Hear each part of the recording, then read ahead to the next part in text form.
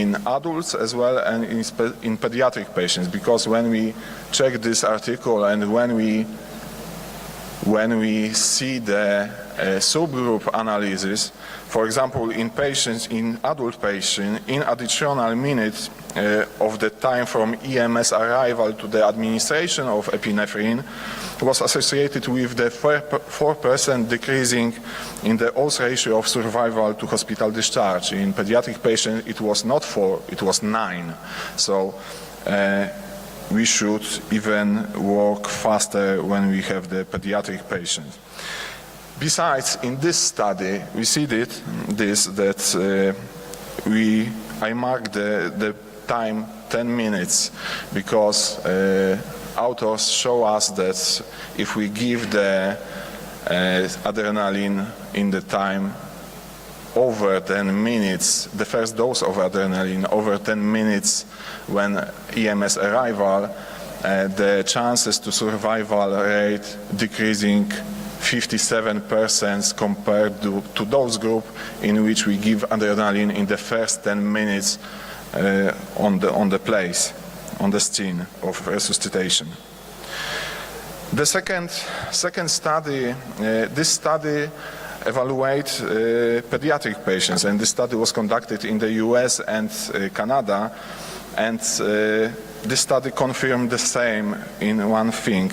I mean that epinephrine administration was associated with the survival to hospital discharge among pediatric population. However, the timing in this study, the timing of adrenaline administration was not associated with the survival rate, but it's important that in the previous study they examined the non-shockable rhythm. In this study they examined all rhythms, so it was mixed shockable and not shockable. Maybe this parameter has place here, and we can this way transfer those data. Of course, we can also have other studies because, for example, in this study, in this meta-analysis, because I want to show you three most recent meta-analyses. In this cohort, studies show that adrenaline has an adverse effect on the long-term prognosis of out-of-hospital cardiac arrest. Why? I suppose we will discuss it because it's controversial. But in this one, I show you several forest plots. And on this forest plot, for example, which show the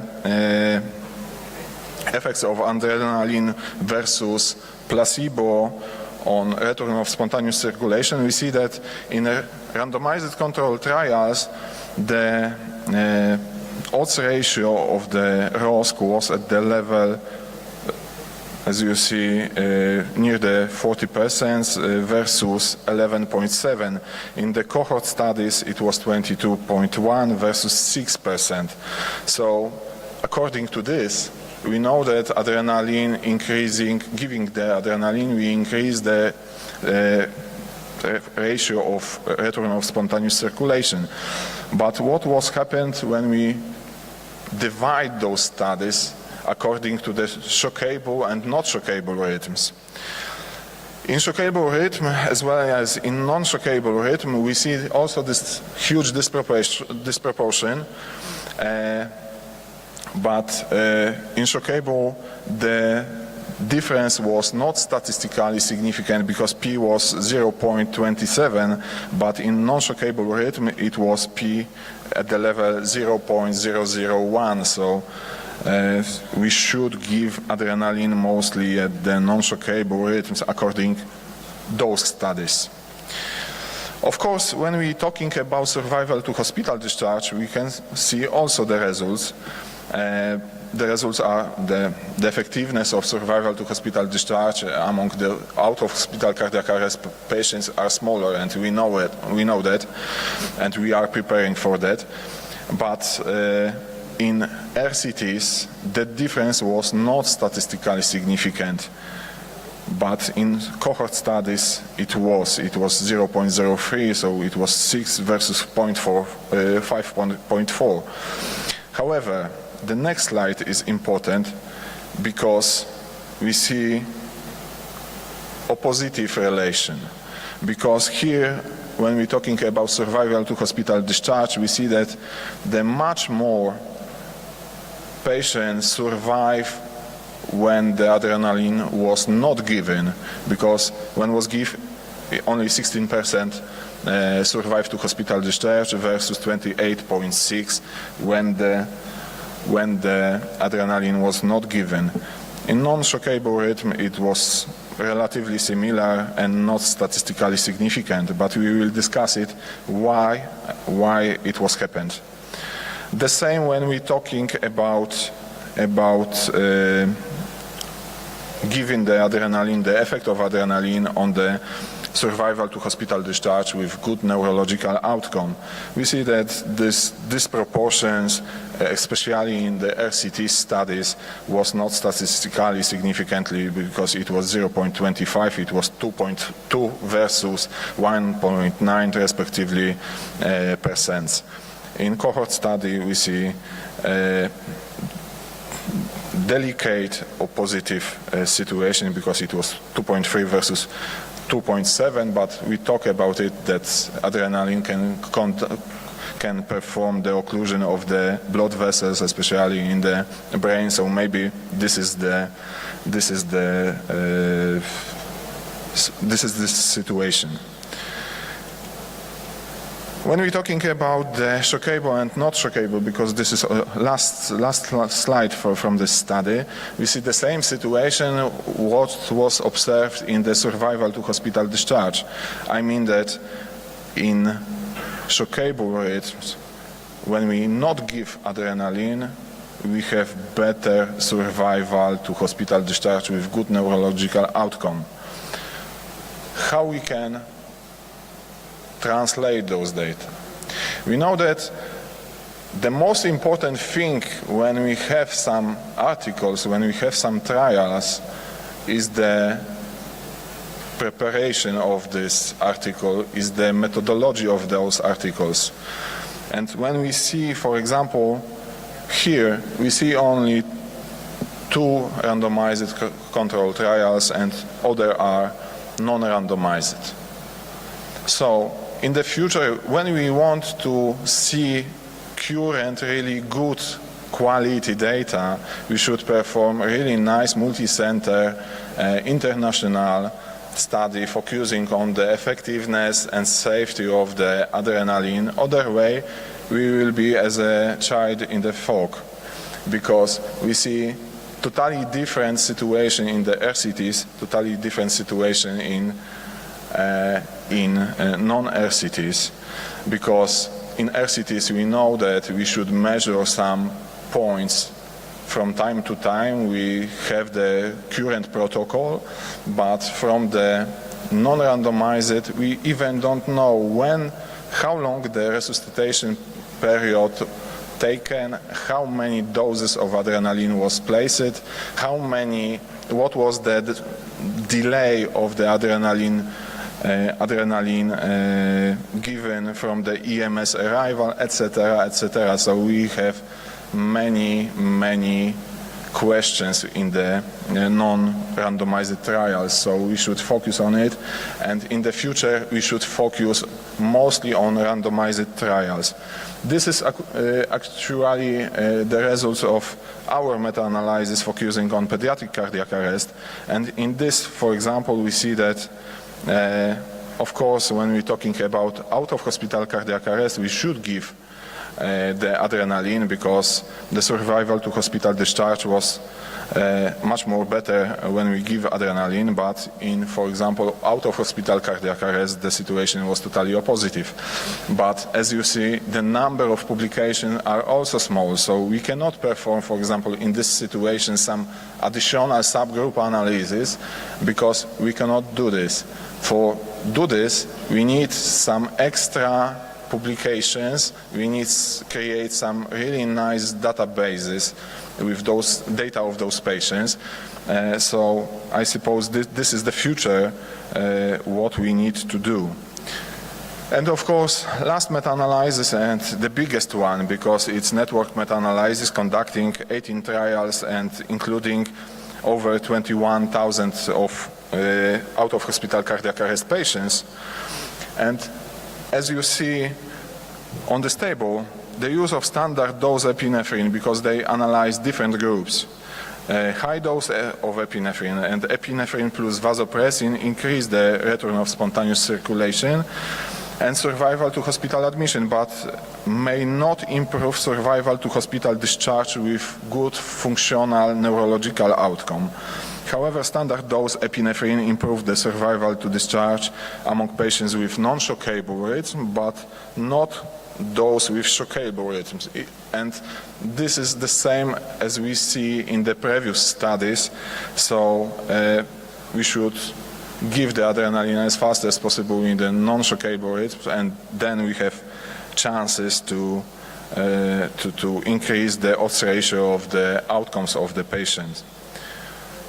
What will be the future?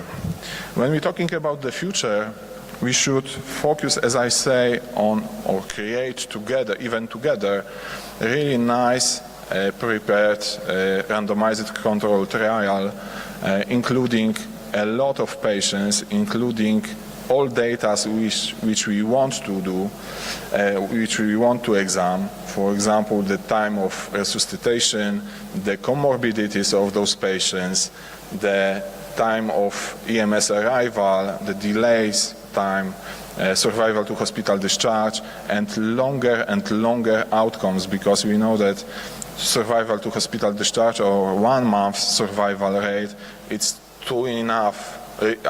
not too enough for us. We need much more. We need to see what will be happened with those patients, for example, after 1 year, because it's totally depending.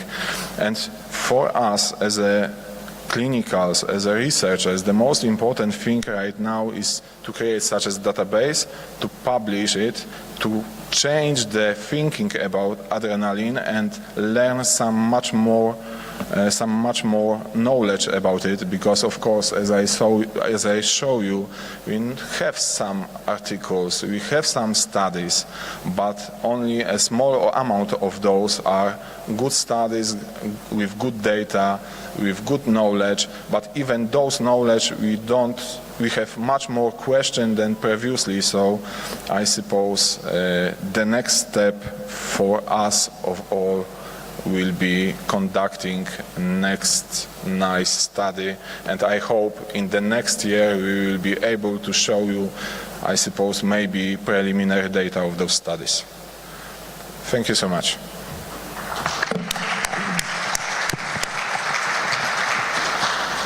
Fantastic talk, Dr. Luspak. And I think the idea of an epinephrine trial is very, very important. I think that will redefine the utility, because in resuscitation, whatever we have is a lot of anecdotal data, and RCT is very, very mandated. So I think what we'll do is we'll go through all the lectures, and then we'll open the forum for discussion and questions after the session is over, if that is okay with all the speakers. Okay, thank you so much. Yeah, thank you, Dr. Luspak. Thank you very much. Thank you very much. And I want to invite my old friend from New Zealand, Dr. Bradley Pecker. His topic about simulation resuscitation.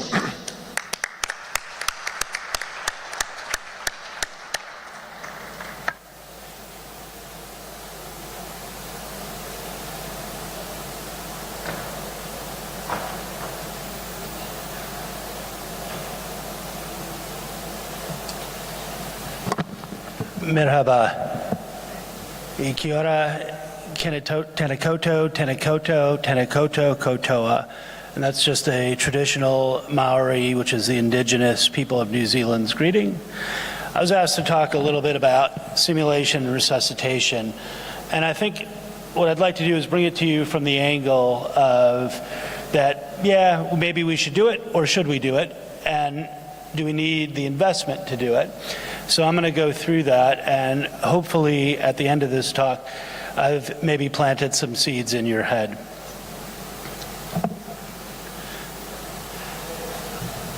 So simulation really is an important part of medical education, but it's not without risk. What happens in the sim lab stays in the sim lab. That's fair, because when people do simulation, they are putting themselves at risk. They're exposing themselves to make mistakes, errors, criticisms potentially, and it can get quite uncomfortable when you're debriefing very high acuity events. So what we ask is that you check your egos at the door and remember that there's always more than one way to do things. This is not the way I'd like you to do it, and this is really what this lecture is about, and trying to prevent you from doing this sort of thing. So I'm going to talk a little bit about what it is and why do we do it, why should you do it, why don't we do it, and how do we do it. So I'm going to start off with a definition about teamwork, and this is from Eduardo Salas, who's a industrial psychologist at the University of, or Florida State University, back in the early 90s. And I think this is probably the most worthwhile explanation. Is a teamwork is a collaborative effort, a group to achieve a common goal, to complete a task in an effective and efficient way, seen within the framework of a team, which is a group of interdependent individuals who work together towards a common goal.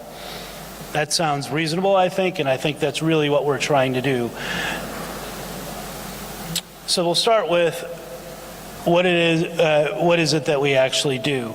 So who do you actually train with? When you do resuscitation, who do you train with? Do you train with a bunch of doctors, or do you train with your nurses? Do you train with students? Do you train with the orderlies? Do you train with other ancillary staff? How often do you do it? What is actually your focus? What are you actually trying to learn? And I think at the end of the day, you have to ask yourself what you're doing, and does it actually make sense? So interprofessional training, some of you may be familiar with that term. Interprofessional is not intra-professional. Intra-professional is a bunch of doctors just practicing, or just a bunch of nurses. Interprofessional training means that everybody who actually will be in the resuscitation is actually taking part and doing it. So I've listed a couple of studies, one of them is mine, and what studies have shown is that when you do practice and you do interprofessional training, it increases performance of the team, increases morale, it increases satisfaction of the providers in their job, it increases communication and collaboration on many different outcome scales, and ultimately this is what actually helps increase outcomes. So we've just heard a talk about epinephrine, and that's really important, but I think if the team doesn't work, you're not going to get anywhere. And so it's great to get that technical knowledge, but I think this is the next step, and this is how you make it work, and that's what we continue to talk about.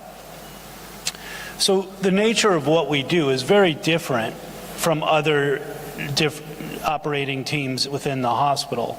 All of our teams are what we call rolling teams, right? So you have a cardiac arrest or a trauma code or a medical or surgical code within the emergency department, and the teams are ad hoc. Who knows is going to show up? It's not always the same people, and you don't necessarily know who they are or what their skill levels is, and that's very difficult to assess when they show up and try to figure out in the heat of the battle, trying to figure out what's going on. And then of course, there's always the staggered presentations. When do people show up to the code? The anesthesiologist comes when they can, the surgeon may or may not be there, the ICU doctor may or may not be around. And so how do you then incorporate someone who doesn't really have all that knowledge into a team that's actually working at the moment? And so that is a skill that needs to be practiced and learned. So what I'm talking about are non-technical terms. The technical terms was the last lecture. This is more of the non-technical stuff. And this is communication. And when we talk about communication, we're thinking about things like leadership. How do you lead effectively? Active listening. The term active listening means that when someone speaks to you, you know that they know that you understood what they've said. So that can be circular communication, that can be facial gestures, body language, any different means of doing it. That is an important skill, and that's something that, again, needs to be practiced. There's also the concept of active followership. Active followership within a working team promotes people to actually speak up and give their opinions and do what they think should be done. And incorporating that into a functioning team is likewise a practicable skill and difficult to master. Who hasn't negotiated in a resuscitation? As I started to say, there are more than one ways to do things. How do you figure out what the best way to go is, and how do you do it so you can move the team forward and continue with the resuscitation without alienating any of your team members? De-escalation is also an important part of this. When a member of your team is escalated and not functioning very well, how do you get them back into the fold and get them to start practicing and working with you? One of the most difficult things you might find as a leader is task delegation. How do you give up authority? How do you give up that power? That's really important, and again, that is a skill that needs to be practiced. We'll talk a little bit in a second about crisis resource management or stress management. All these situations are very stressful. And the last term there is graded escalation. And graded escalation means when one member of the team sees that there's something wrong and they point it out and it's not listened to, how do you step that up and how do you increase your opposition to what they're doing, and how do you do that in a polite way? And this is something that can be practiced again. And I ask you to think about who has been in a resuscitation where there wasn't civility. Civility is probably one of the most important things that we can, and again, that should be practiced. So critical resource management, or some of you may have heard it as crisis resource management, composed really of four things, and this is from the aviation industry. And it's divided into tasks, the individual aspects of the person, the team characteristics, and then interruptions that you have in it. Now, I'm not going to read these, but you can take a look at these. And if you think about all these different aspects of what goes into a team performance, those are all different things that you could potentially work on or take in a simulation and figure out how to address that and make your team function better. So these are some crisis resource management principles that we use, and I'm going to show you a framework at the end of how we decide, and these are what we use as our learning outcomes. And though they seem like very small things, they're actually quite important and can add lots of value to your resuscitation. So I'm going to move on to why we team train. So this is the concept of practice how you play. Now, I know everybody here is really excited about New Zealand and South Africa and the World Cup rugby tonight. Go All Blacks? Yeah? No? All right. It's Australian football. Really, what we're talking about is increasing your performance, developing habits that make a team function well. Talk about the processes and things that make a system or a resuscitation go well, and to create a culture that actually is beneficial for patient outcomes, and test your systems to make sure that those systems are actually working and will increase your outcomes. So let me ask you, when you think about team training, is this what your team looks like? Can you play the video, please? Eric Maycroft, the front changer, Daniel Smith, Carrier, Mike Arno, Jackman, Stan Doolittle, and the fueler, Justin White. These five men were all together a year ago. Solid stop so far. Harvick says he needs help on entry and a little bit more help on drive-off. Here's the anatomy. So 15 seconds to change your tires. How many people have gone to the mechanic shop and had their tires changed in 15 seconds? Not too many, right? But to do that, they would have had to practice that. That's not something that just happens. And that's a really good description, obviously not medical, but how a team functions well together, interacts, and plays upon each other's strengths and weaknesses. This is a out of cardiac arrest. It's a simulated event that we did in the car park. And so the question for this particular one is, should they resuscitate the patient in the car park, or should they take the patient inside and resuscitate him? And obviously they've chosen to go inside, but as you can see, they figured out and managed and worked with themselves to actually do CPR, and rather than riding on the rails, the smallest nurse available jumped on the bed and started doing CPR. So when you can think about training and what we do, and you compare it to things like sport or music, aviation, space flight, nuclear reactors, or military, people practice these things. This doesn't happen in isolation. These people practice them, and arguably what we do is as or more important, and do we practice? And just as a side note, after you got your driver's license, does anybody actually practice driving? But as we all know, it's probably one of the most deadly things we do. So this is this idea that experience is the best teacher. But as I finish and go through the rest of this presentation, I want you to think about that statement and ask yourself, is it really the best teacher? So this is a quote from a American College of Emergency Physicians about physician training. It's conventional training cannot provide the optimal number of clinical contacts to obtain adequate competency in all clinical areas. So it's estimated that you need to see somewhere between 5,000 and 10,000 patients to become an expert in emergency medicine after you've graduated from training. So that's another 3 or 4 years. Right? So does that really go ahead with experience is the best teacher? Maybe not. So I'm going to step back a second and ask you, well, why don't we necessarily do this? Why isn't this something that's part of our normal day? Some places maybe do. I know that we do, but not probably enough. So the reasons, what are the barriers to doing this? Well, it's time, money, equipment, space, expertise, who does the debriefing, is someone familiar with this?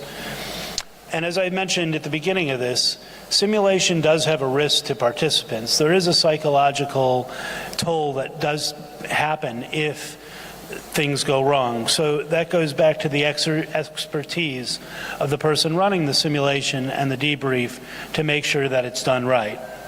And there's also a little bit of desire. Does anybody have a desire to actually practice driving? No, right? We do these resuscitations every day, but do we need to practice those resuscitations? So when you're thinking about why should you do this, there is some evidence, and some of you may have seen this sort of data before, but in the late 60s, early 70s, the rate of small aircraft and commercial aviation disasters was alarmingly high. And so the American Aviation Association reached out to a bunch of psychiatrists, and they developed a process called crew resource management. And what they did was they looked at things that pilots needed and aircraft crew needed. And this is leadership, team coordination, decision making, and what it actually does is it identifies threats, teach people how to communicate and mitigate different situations, and as a result of that, aviation catastrophes steeply declined to the current rate, which is incredibly small. So no one would even think about really getting on a commercial plane and having a crash, but that actually was a real thing back in the 70s and 60s. So how does this parallel medicine? Well, what they did was proficiency and task-oriented. It requires a team to function well and have a good performance. And you looked at the different influencing factors that cause potential team dysfunction and develop and validate different performance and measurement tools. And what is the optimum size for a team for different emergencies? I must have run 1,000 kinds of simulations. And one of the questions that I frequently ask is, did you have too many people or too little people? Or is it the three little bears and it was just in the middle and just right? I don't know that we know the actual answer. I think it probably more depends on team dynamics.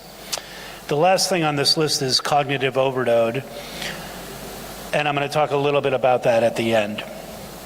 So how do we do sims? This is probably the most important thing.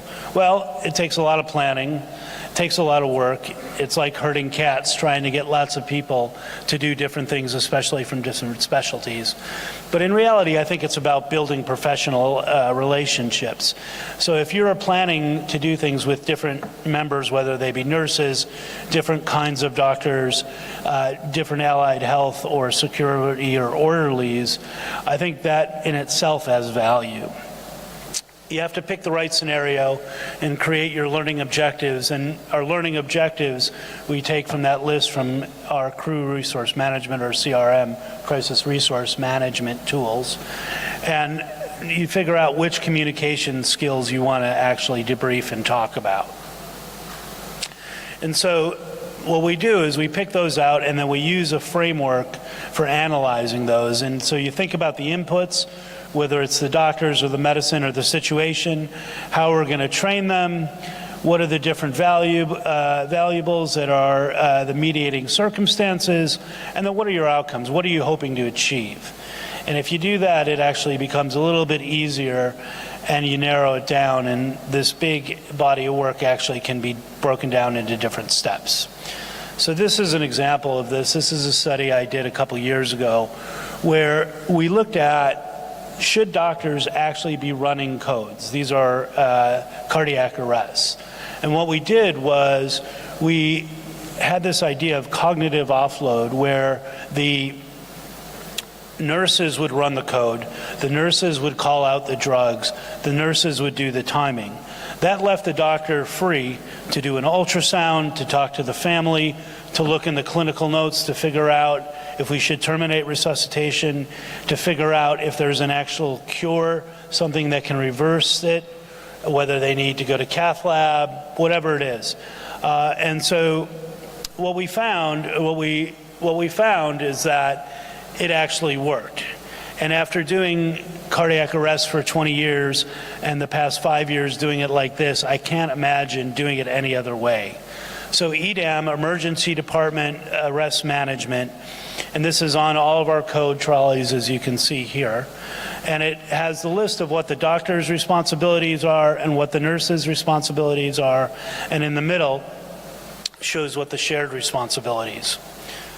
And what we found is that the objectives that we picked were looking at teamwork in general, looking at communication, promoted active questioning or active followership, adherence to our current ACLS algorithm, this idea of the cognitive offload, and also cognitive shared decision making, which I think is a really important aspect of any code. We use focused debriefing, and so we addressed any technical issues. If there was an elephant in the room, if someone gave the wrong dose of adrenaline or a cardiac drug, or if they didn't shock at the appropriate time. But the vast majority of it was spent on exploring learning objectives and making sure that those were met and understanding what those goals were.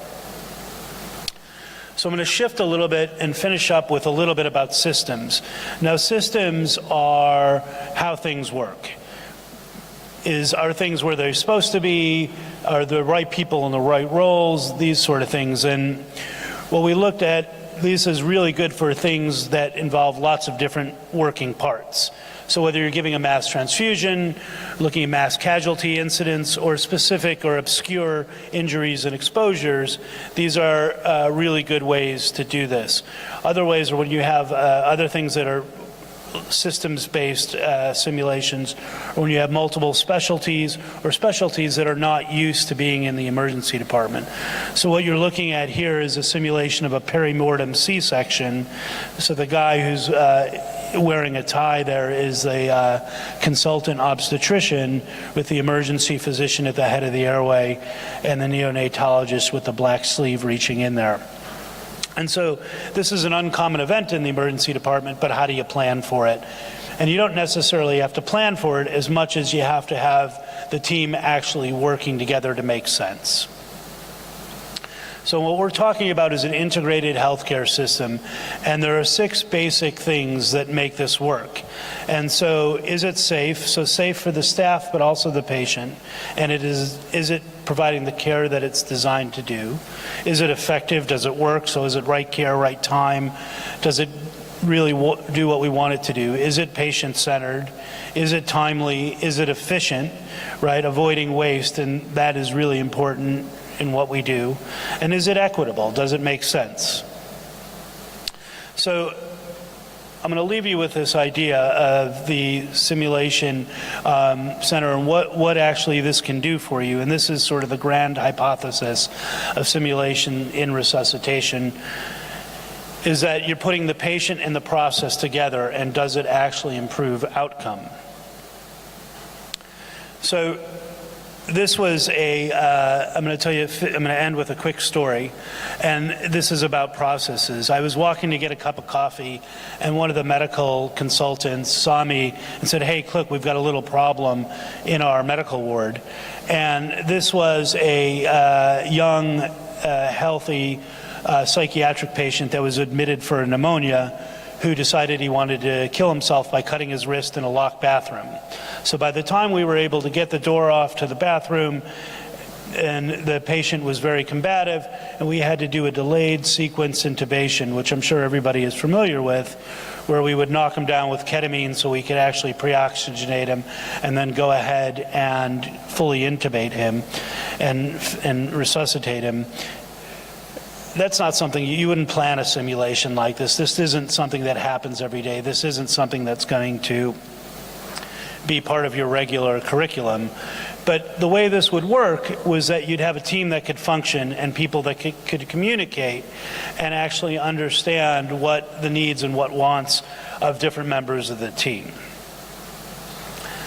So experience is a great teacher, but it comes at a very high price.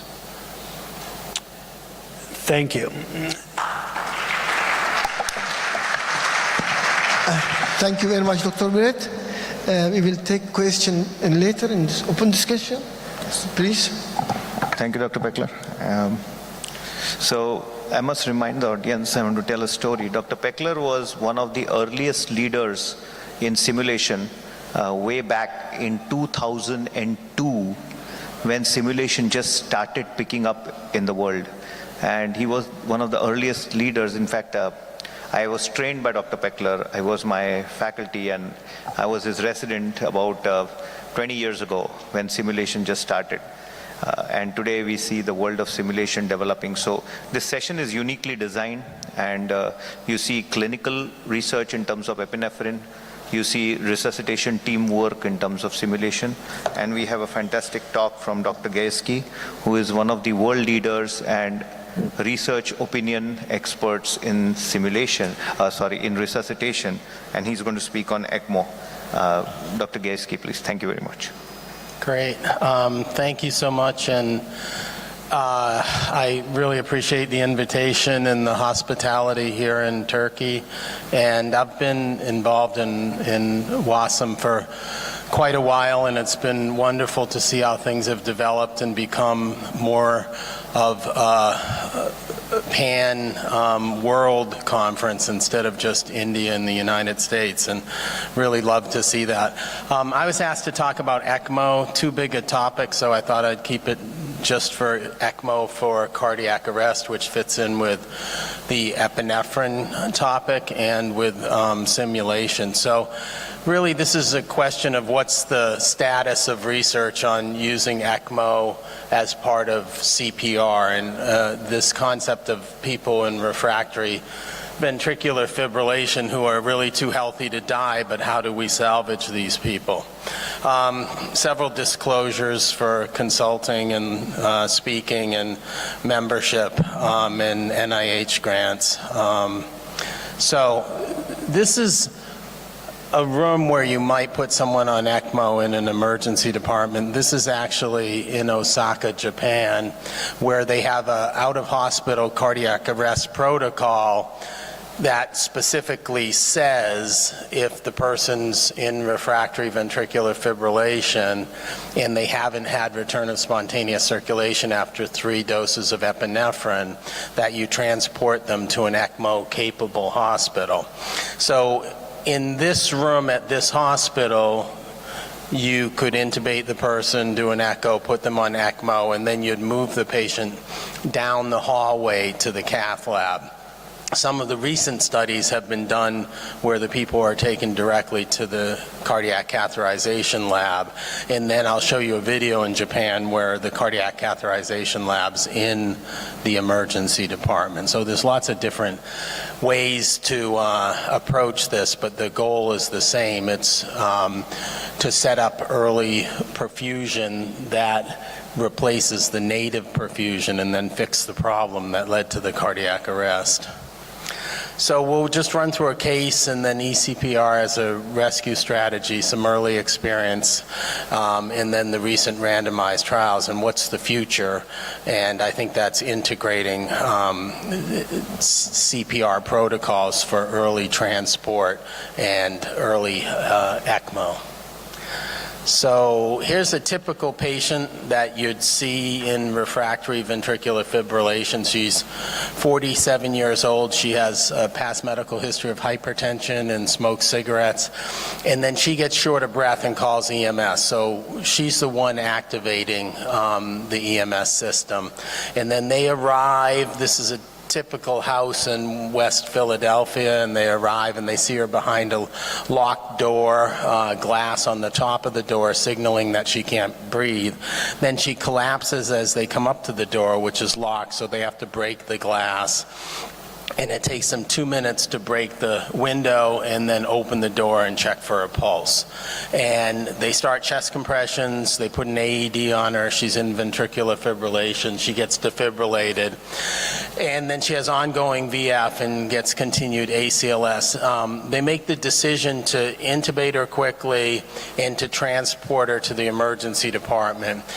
So she gets a total of 3 shocks and 3 doses of epinephrine and a bolus of amiodarone en route. And it's only 15 minutes from collapse to arrival in the emergency department. So that's good. That's a short transport time.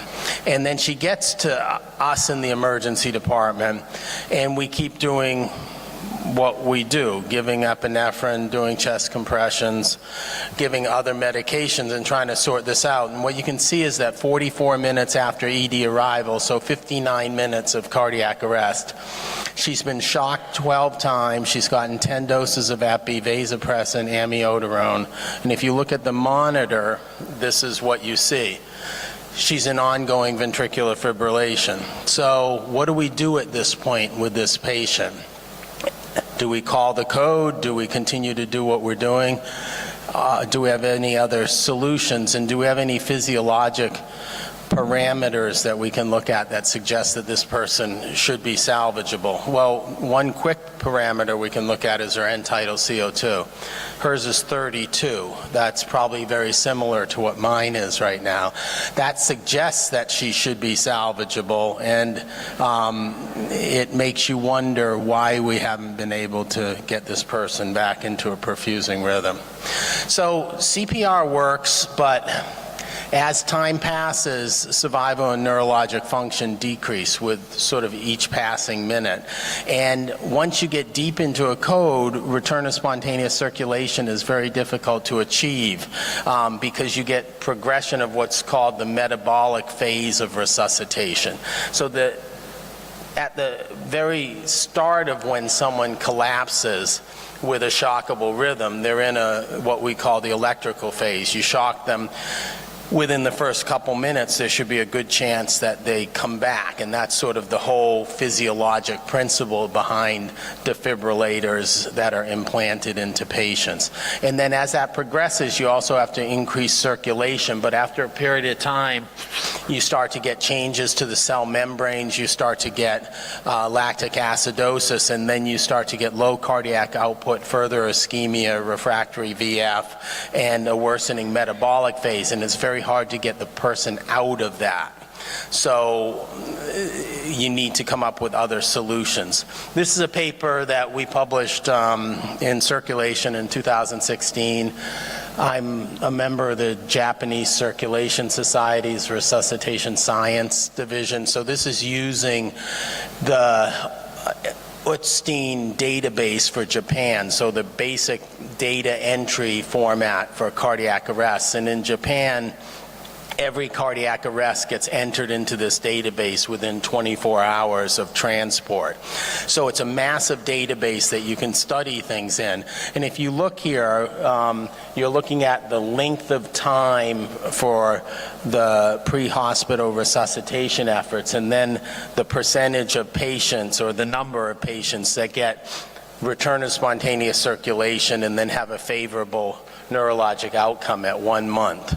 And you can see that depending upon the rhythm that these patients have, it's 40 to 50 minutes of CPR to get 99% of your neurologically intact survivors.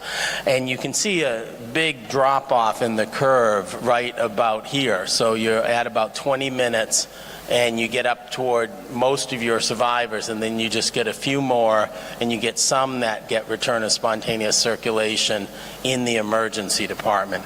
So the real question here is, how can we move to a point where we use other strategies, and instead of having this curve level off, it can continue up and we can salvage people instead of just with epinephrine, chest compressions, intubation, other medications. We can continue to fix the problem that caused the cardiac arrest and get more survivors. That's the fundamental question we're asking. So what can we do for this patient who's had 59 minutes of CPR, 10 shocks, 10 doses of epi, and is still in ventricular fibrillation? Continue conventional CPR. Is that futile? So people always say that Einstein said that doing the same thing over and over again is his definition of insanity. Einstein didn't actually say that, someone else did, but it's attributed to him, and I always think of him when I think of, are we doing the same thing over and over, and how's that going to help our patient? We could maybe use mechanical CPR, so put the person on a Lucas device, take them to the cath lab. So you're getting your perfusion from your mechanical device and then use that as a bridge to PCI. And the rationale for that is that most refractory ventricular fibrillation is from coronary artery occlusion. And most of those coronary artery occlusions are either left main trunk or left anterior descending. So by taking that person to the cath lab, you should have something you can fix. So there's case reports of that, and there's some interesting ones. I'll show you one of those. Here's me on a mechanical chest compression device. I was stupid enough to turn it on. It hurts. Don't do that when you're conscious and sober. Or we could use eCPR. And this has evolved over time. The first times I talked about this, there were case series, and then I helped our Japanese colleagues with the development of the SAVE-J trial. Then that came out, and now there's been small randomized trials that have been published. So the data is accruing on this. And the other thing we could do, which is what most people do in these cases, is they terminate the resuscitation attempts, or they call the code.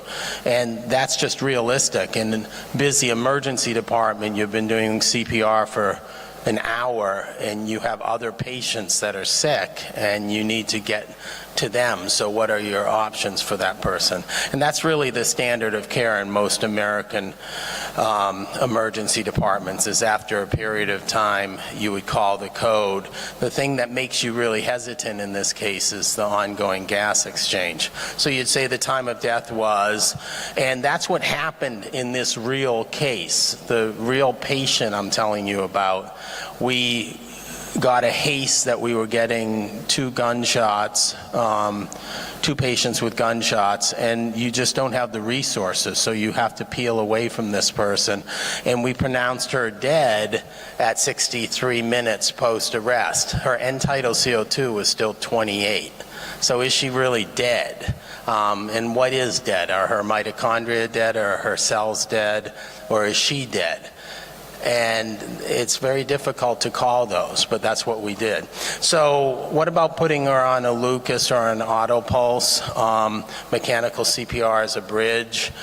This is a cool case that was in the Journal of Emergency Medicine back in 2014, and as I just read through this, you'll see very similar situation or parallels to the patient I was telling you about. This person's 53, he's a male, and he has known coronary artery disease.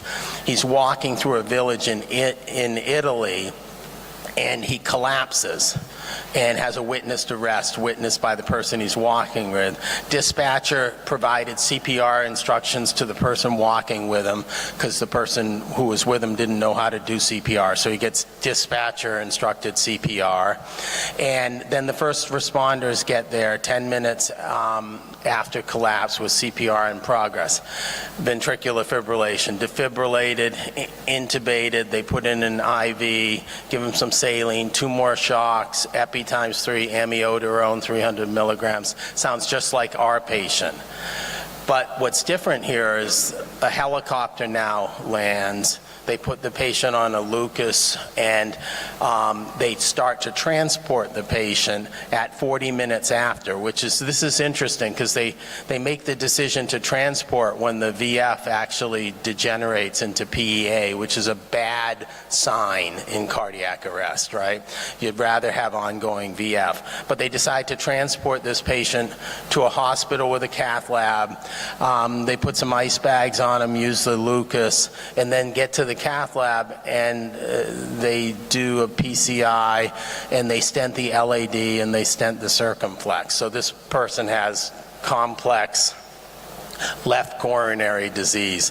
And you can see they're really sick at that point. Blood gas with a pH of 7.05, a base deficit of negative 10.6, and a lactate of 11.1. And then this person does what people do if you stent them and you open up the coronary myocardium that's causing the refractory VF. They go into a perfusing rhythm on their own, so they get return of spontaneous circulation after the PCI. So you have ischemic tissue, and then you reperfuse that ischemic tissue, and you stop the driver of refractory VF. So 115 minutes of cardiac arrest, 90 minutes on the Lucas. This person got, what was at that time standard of care for post-cardiac arrest syndrome, hypothermia, was extubated on day 5 and then had full recovery after rehab. So here's someone who 99% of the time in emergency departments around the world would be pronounced dead and die. And it shows you a potential alternative strategy. So going back to the patient I was telling you about, why would we think that ECMO is good for this patient? Why is she a good candidate for extracorporeal CPR? So she's healthy. She's 47. She shouldn't smoke, but she does. And she has hypertension. She's, good protoplasm to use an aggressive strategy on. She is a witnessed arrest test, she's actually going like this when they come up the walk, and then she collapses. So they know exactly when this happened. She gets pretty immediate CPR with the delay of having to break into the house. And then she's a shockable rhythm. So all of this is what you want for an advanced resuscitation strategy. She got high quality CPR, and she had a short transport time to a facility where potentially she could get an advanced resuscitation strategy. And then what does the end tidal CO2 of 32 and the ongoing VF tell you? It tells you that she has ongoing gas exchange and that she's actually delivering oxygen to her tissues and then offloading CO2. So someone that is not just in that state of sort of metabolic entropy. So what is ECPR? We're going to put someone on ECMO in an emergency situation and use that as a bridge to treating the underlying cause of the arrest.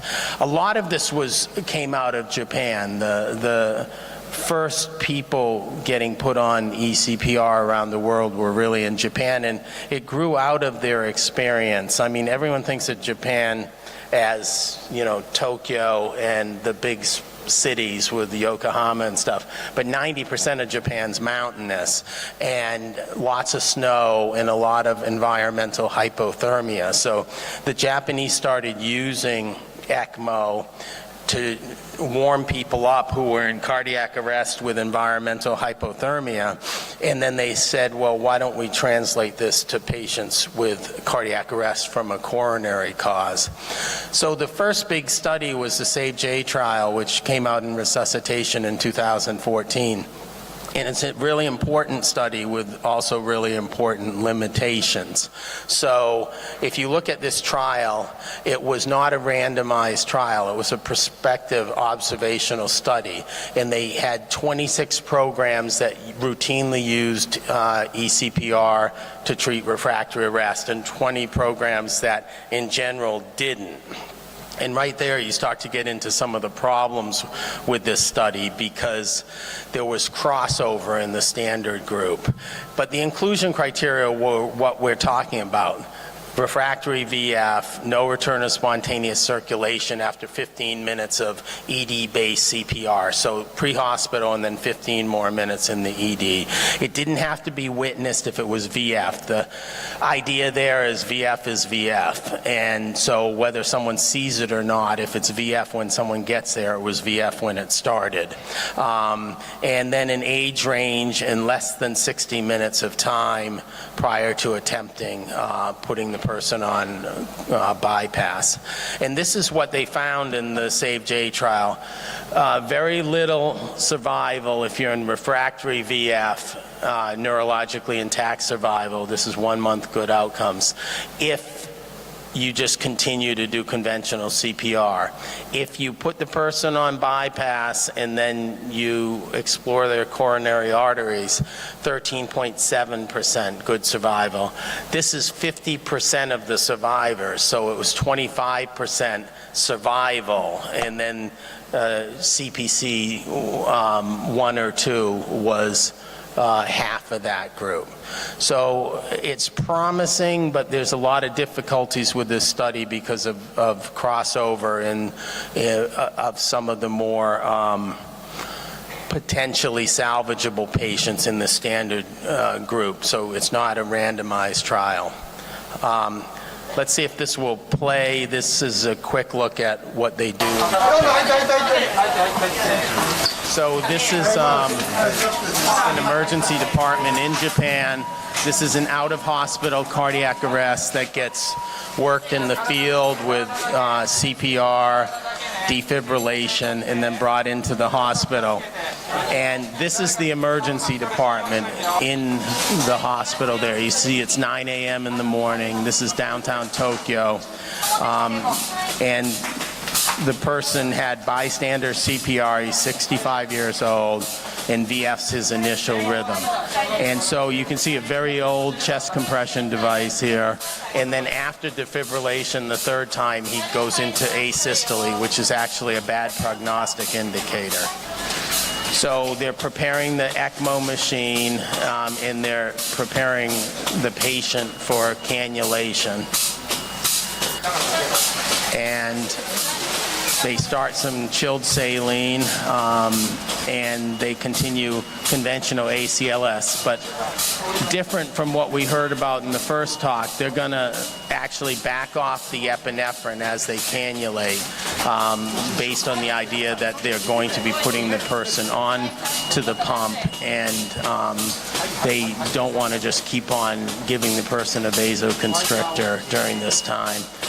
So these physicians are emergency physicians and interventional cardiologists, so they're cross-trained.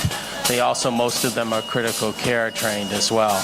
And so they're the ones doing the cannulation.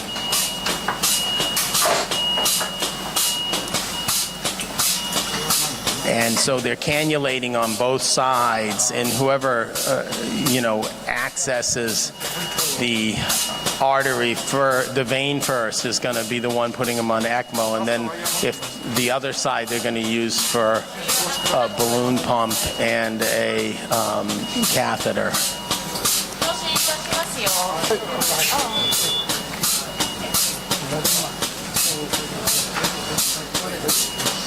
And so you'll see the sequential dilators going in. And you can see how calm it is. Compare this to, the stimulation overload that you see in a lot of codes. This is very quiet, very systematic. There's people assisting the cannulators and feeding the dilators on, so that everything's happening in a very systematic fashion.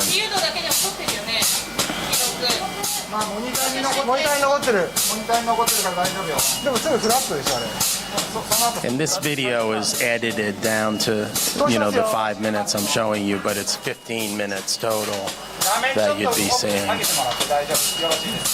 for the cannulation, and then the next step is, so basically they have the two catheters in, and now they're going to hook up to the ECMO.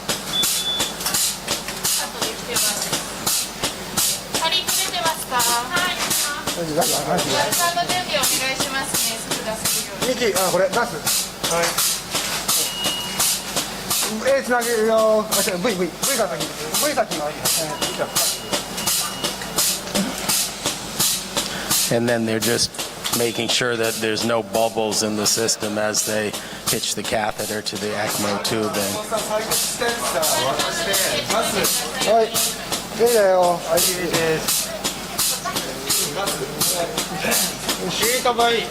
And so now they're releasing the clamps, and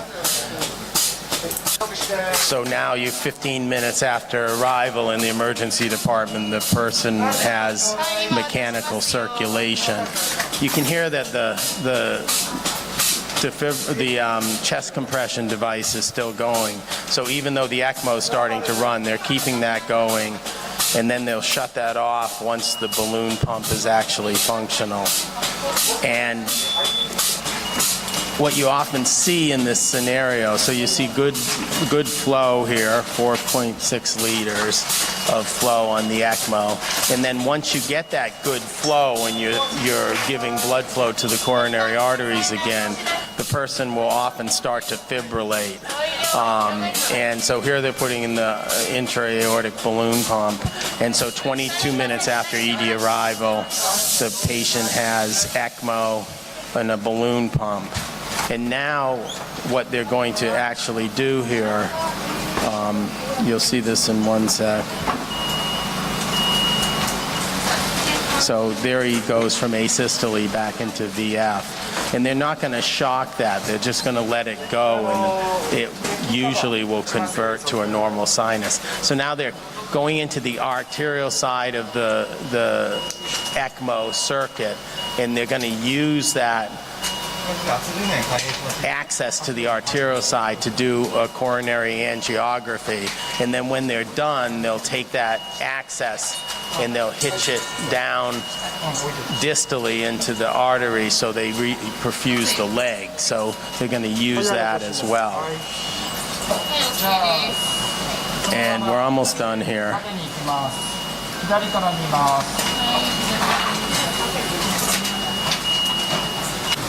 But here in the emergency department, they do the cath,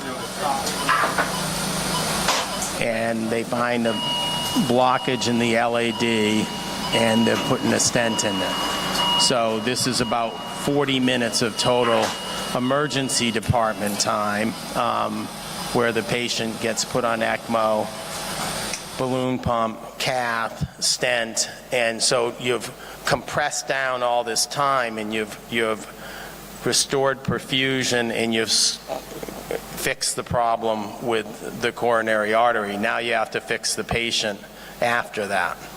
So let's just end by going through the most recent iterations of this approach that we've seen published in the literature.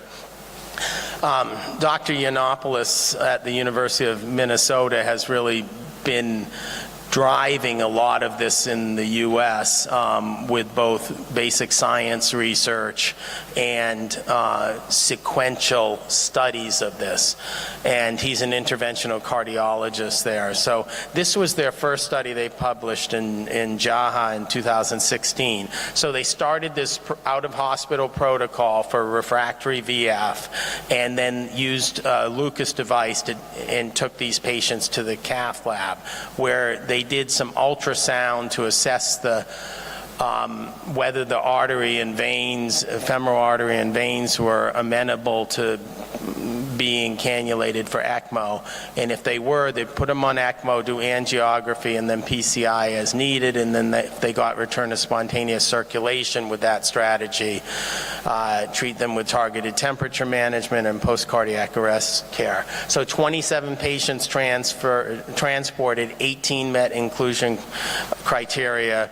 83% of them were put on ECMO, 67% needed PCI, and 55% survived to discharge, with 50% of the total, 9 out of 18, with good neurologic outcome. So this suggested that a very organized approach to this could improve outcomes significantly. Then they followed up with a larger database of the same patients plus more compared to historic controls. So up here is the group we were just talking about, ECMO, PCI, post-arrest care, and then they compared them to similar patients who either did or did not get ROSC using standard therapy. And you can see 45% survival to hospital discharge in the aggressive strategy and 15% in the standard therapy group. So this data led them to do the arrest trial, which was published in Lancet back in 2020. And this was funded by the NHLBI, the National Heart, Lung, and Blood Institute at the NIH in the US, and was basically the same strategy: identify patients pre-hospital, transport them through the ED to the cath lab, put them on ECMO, or continue conventional CPR. And this is a complicated study to read into, because you'll see there's only 15 patients in each group. And you say, why did they do the study that way? And what you can see is there's 6 survivors in the ECMO group and 1 survivor in the other group. And this is the Kaplan-Meier curve of that survival. So what happened with this study is that the NHLBI's Data Safety Monitoring Board stopped this study early for efficacy. And to me, that's crazy, because you've at that point randomized 30 patients. The trial was supposed to have this adaptive randomization, so you'd end up with 2 people in the ECPR group for every 1 in the standard therapy group, but it started out with a one-to-one approach. And so there's this massive fragility index in this study where there's 6 survivors versus 1 survivor. And that's not a study that you can base a whole international change in how we do cardiac arrest care on. So very important trial, but really limited by the way the Data Safety Monitoring Board thought this study should be analyzed at the first interim analysis. The other study we have is the Prague study. Very similar, single-center adult witnessed out-of-hospital cardiac arrest, no return of spontaneous circulation, essentially the same interventional invasive strategy, mechanical CPR, intra-arrest transport, ECPR, and immediate coronary angiography and treatment, and then a standard therapy group. This trial was stopped early at the recommendation of the Data Safety Monitoring Board for futility, so the opposite reason. 256 patients were randomized, and the main analysis was based on survival to 180 days with good neurologic outcome. And you can see huge trend toward improved outcomes. 39 patients, 31.5% in the invasive strategy, 29 patients, 22% in the standard therapy group. So higher than Yiannopoulos' historic controls. And the odds ratio is 0.09. So big trend toward better outcomes, but probably an underpowered study that was stopped early because it's underpowered, so it can't reach significance by the end of the number of patients it was powered for.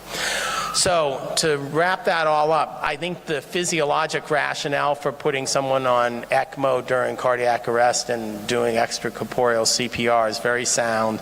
You need high quality CPR for salvage.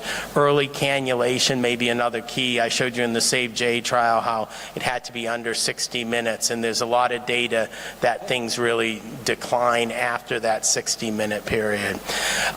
There's case series and now single center reports that suggest a benefit, and as I just pointed out, the randomized trial data is mixed and affected by small sample size, interesting statistical approaches, but both show a suggestion of improvement.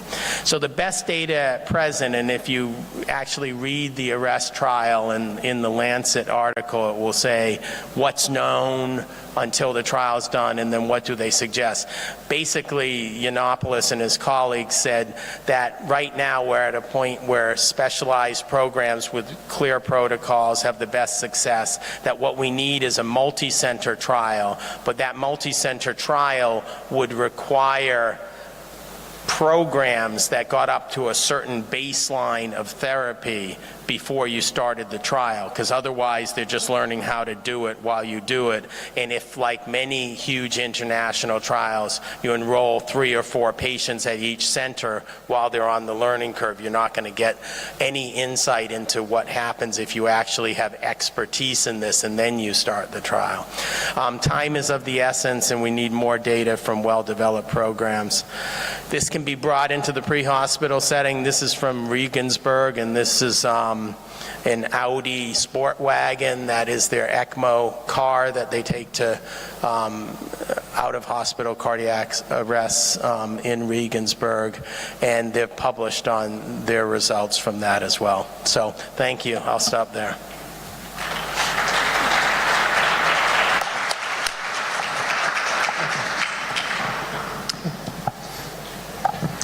Thank you very much. This is very interesting, and I think in the future of emergency is very important topic. And we have time for take question or comment. Yes. So we have all the 3 speakers. Thank you very much. Please. Ready to answer. Need there be any questions? So to summarize all the sessions, the first session spoke about epinephrine and its expanded role in resuscitation and the upcoming research which has to open up the era to bettering resuscitation for the future. The second talk focused on simulation and the team building exercises around resuscitation. And the third lecture spoke about ECMO and its role in resuscitation. Three different and important aspects of resuscitation were covered in this session.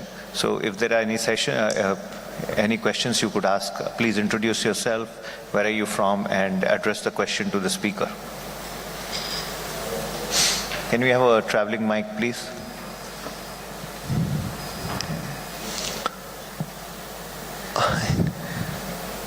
I didn't see. Tell them in Turkish for the mic.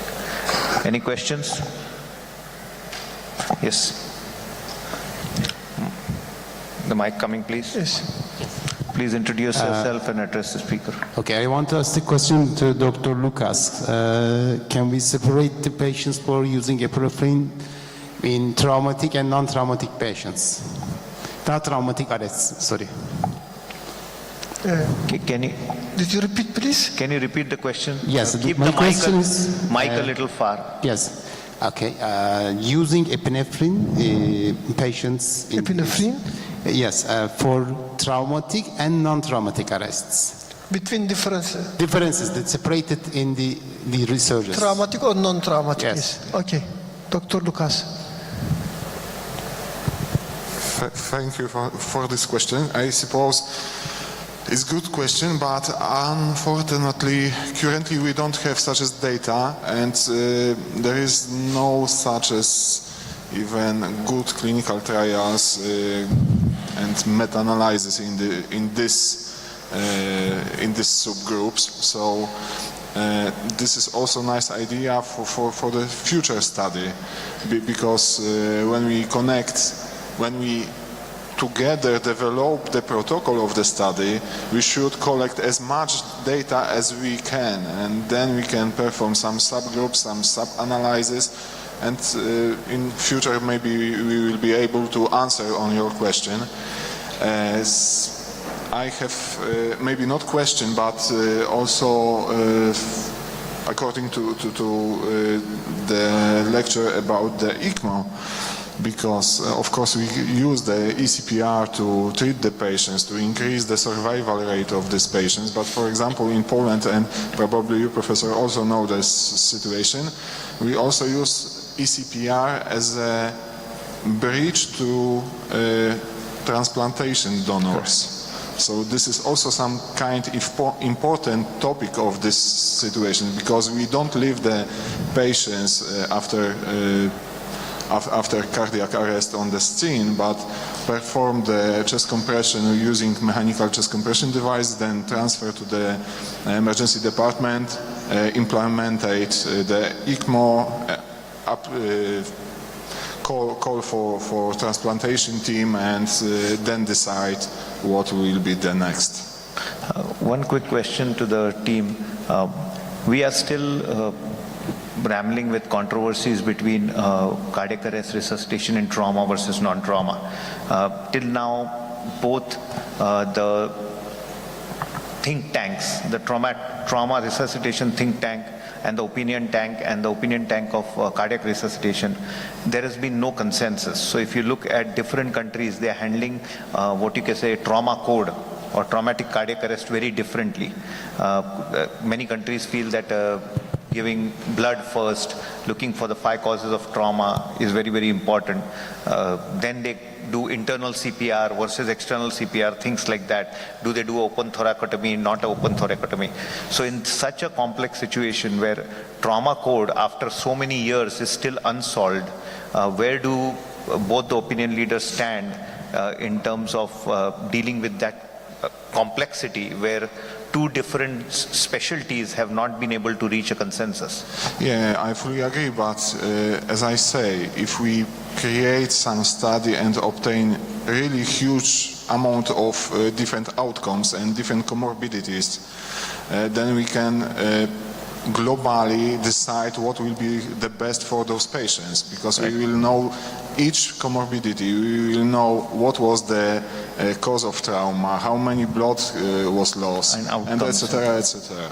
So basically a traumatic cardiac registry Yeah. would be a better option. Yeah, I suppose not maybe only traumatic or no traumatic. I think the best option will be create some out of hospital registry, cardiac arrest registry, including traumatic and non-traumatic, because then we can decide Compare, much more. yeah. All right. Sagar, I mean, I think the issue with epinephrine and penetrating traumatic arrest, certainly, and you know, in blunt, that has led to intra-abdominal hemorrhage and stuff, is like, how could the epinephrine help, right? How, if I just watched a arrest in our trauma bay, you know, 8 gunshots, one that turned out to be through the left ventricle, but the first few minutes of it were chest compressions and epinephrine, and you say to yourself, what is that doing for this person? The only thing that's going to salvage that patient possibly is thoracotomy and fixing the cause of no blood being in the vessel. So you have to think this through and figure out what you're doing, I think. And then I think you raised a very important issue about ECMO in CPR, and it's certainly a bioethical dilemma that a lot of people have, and there's countries like Spain that have set up programs, and if you do the cost-benefit analysis of putting a patient on ECMO, and then you're either, step one is obviously trying to salvage that patient, but step two is saying that if we can't salvage this patient, then there's lots of organs that can be harvested for the greater good. And most people who have refractory VF arrests are actually fairly healthy and have healthy organs. In the US, there's a lot of resistance to that argument, but the cost-benefit argument is definitely there if you figure in the organ transplantation. The cost-benefit analysis is probably in favor of ECMO anyway without the organ transplantation, but it's, you know, it's a different math at that point. Yeah, I fully agree that depends on countries. Yeah, but for example, in Poland we have some nice experiences basing on Spain, on Japan, and together with the transplantation team from Poznań, I suppose we started the program several years ago. Right now we have some positive effects, kidney transplantation, lung transplantation, etc. So I suppose it's going forward, but we need, of course, time to change the thinking of the society. Lovely. One question for Dr. Peckler. Dr. Peckler, when you look at the challenges of doing team training, trauma code, which is a very important resuscitation confusion episode where you have the CPR algorithms clashing with the trauma team and the trauma surgeons in the same room when a trauma patient codes. So they have one mindset of running ATLS, and then there's the ACLS mindset which is running in the nurses and the residents and everybody else. So I personally, I don't know what the audience feels, that this is a huge communication gap situation where there is a lot of confusion, there can be anger, there can be many things. So where do you see simulation in situations where we are trying to put ECMO, we are trying to look at trauma code, and we are trying to do these new things in the world of resuscitation? So, I mean, I guess the answer to the medical question is sort of similar to the last one, is that you want to try to figure out what the problem is and what exactly are you trying to fix. The simulation question, I suppose, or how would you look at that, that was what I mentioned about negotiation. What are we trying to do? Where are we trying to get? And how do you do that calmly with civility? And how do you actually express your opinions in a graduated sort of fashion to make things happen for the benefit of the patient. And again, that's practice, right? That is, how do you work on those skills? How do you make a statement to say, oh, I think we should do A because of this particular reason. And I think the ability to do that or to speak up, especially if you are a junior physician to the senior one and you have a difference of opinion, how do you do that and maintain civility and actually do that in the benefit of moving the care of the patient forward? And I think you practice it, and it doesn't have to be a specific incident or a specific scenario. I think it's something that is a culture that you'd have to create within your institution to make that work. Hey, Brad, quick question just about your thoughts on simulation for complex things like airway or ECMO. And I've done a lot of ECMO simulation in the US and in Japan, and I guess, you know, obviously it's better than not doing it by a long shot. And I'm not denigrating simulation, but it seems to me that it takes you to here, and then the real world starts about here. And how do you fill that gap? Like, we've filled it sometimes in things like ECMO by doing sheep, you know, putting sheep on bypass, pigs on bypass, or having people go to the CT surgery ORs and systematically learn. But I guess that's it's just sort of this question, like it definitely gets you someplace, but then everything hits the fan when you're in the real world. No, we actually do some ECMO sims. In New Zealand, there's only one ECMO center, and that's in Auckland, but they come down to us to do their simulation training. And, you know, I mean, ECMO is a very technical thing. There are lots of technical aspects, lots of different tasks. And watching that video, I was really impressed, you know, and you mentioned how they were quiet and calm. Like, that would be a really hard thing to do. That didn't happen overnight. Those people work together, they've practiced, and they all know and competent at their physical tasks. But, I mean, I don't speak Japanese, but clearly they were calmly speaking to each other and communicating, and I think that's probably where that comes in, is I think that's probably it. And you're right, there's no way you're going to take that to that next level. But I think to get it up to that point, to make it work, and as you said about, you know, having 3 or 4 centers in a multinational, like, that doesn't work, right? Everybody's got to actually be good at it and know how to do it, but how do you get to that point? Thank you. Ben. Yes, please, Dr. Muzaffer. Sorry. Okay. I'm Ashish Pala. Okay. I have a question for you. ECMO is kind of a bridge till the time you have a definitive plan for a patient. You know, you can't keep a patient unlimited on an ECMO. So if you're doing an eCPR upfront, how do you know, or how do you decide that what is going to be the final outcome? And in a country like India, or in a developing country where the cost is a major constraint, so would it be wiser to go ahead with an eCPR kind of a process for every person walking in, or how would you make a choice? Yeah, I mean, I think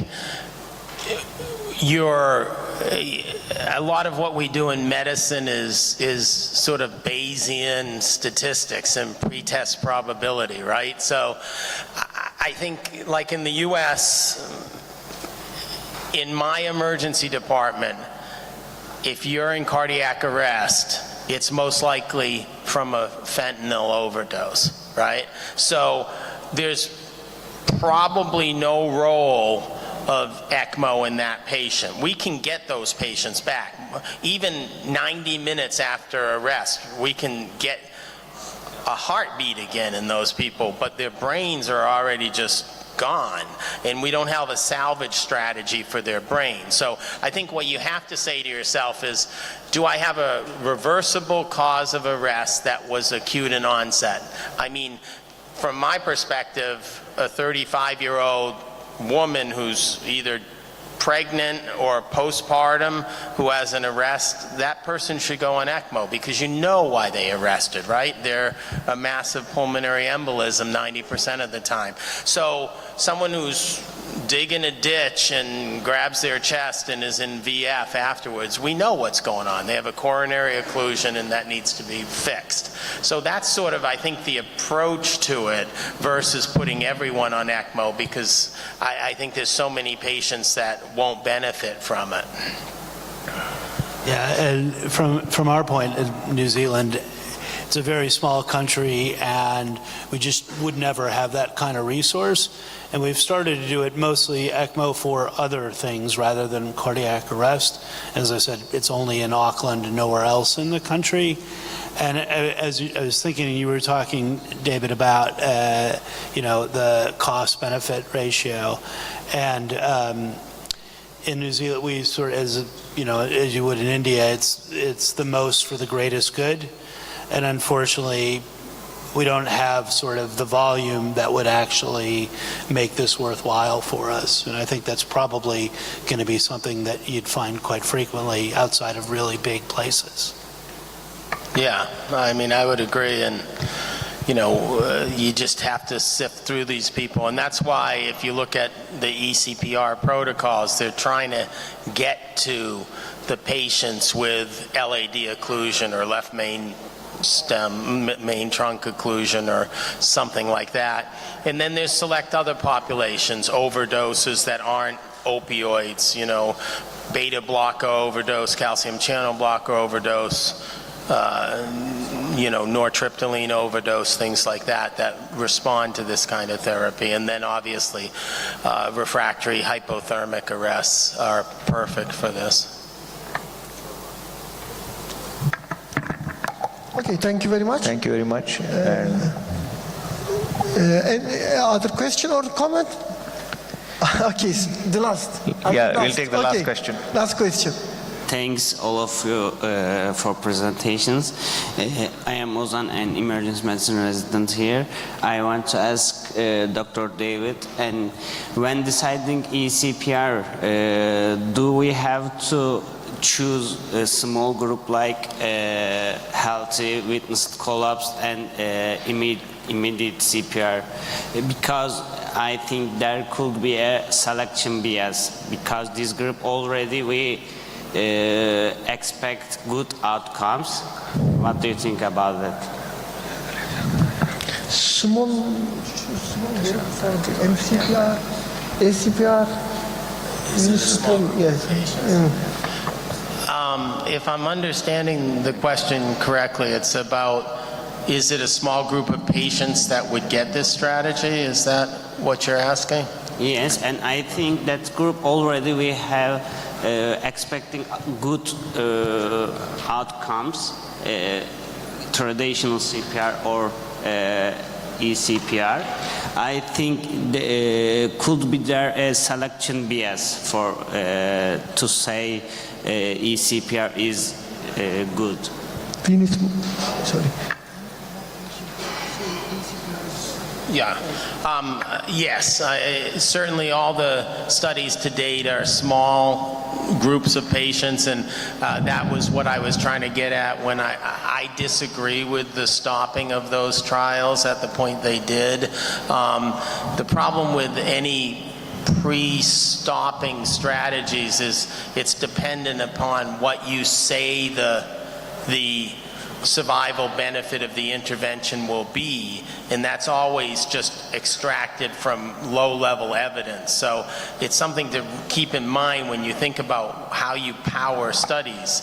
Oftentimes a study will be powered for a 20% absolute difference or 20% relative difference, and the therapies change so much by the time you get to doing the trial that there's no way you're going to have that 20%. So as you're pointing out, you need much larger groups of patients to see the difference. Like you look at the epinephrine data that was shown, and what's statistically significant there? 3.2% versus 2.4%. That's 0.8% absolute difference. But they're huge studies. And so you get this shuffling out of that.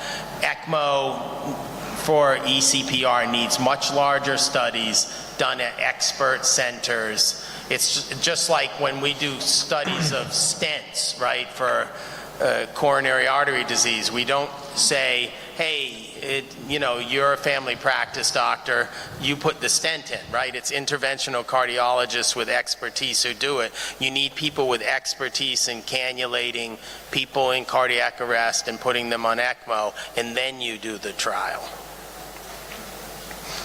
Yes, thank you very much. I think it's okay. We will finish. Thank you very much for your participation. And after 20 minutes, we will start to opening ceremony. We prepared for this ceremony 1 year. We have a lot of surprise in this ceremony. Waiting all. Thank you very much. Thank you.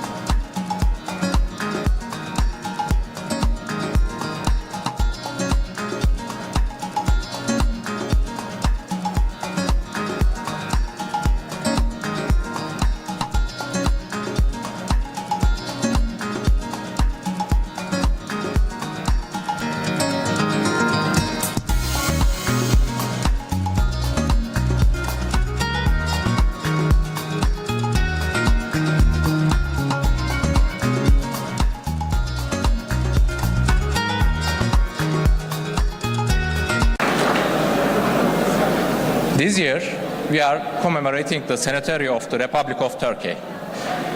This is an honor for us to host this event in Turkey in this year. The biggest truth in the universe is a life, and the most important service is to serve a life. In the spirit of this Congress, we believe that the next chapter of emergency medicine will be written here. Thank you for all that.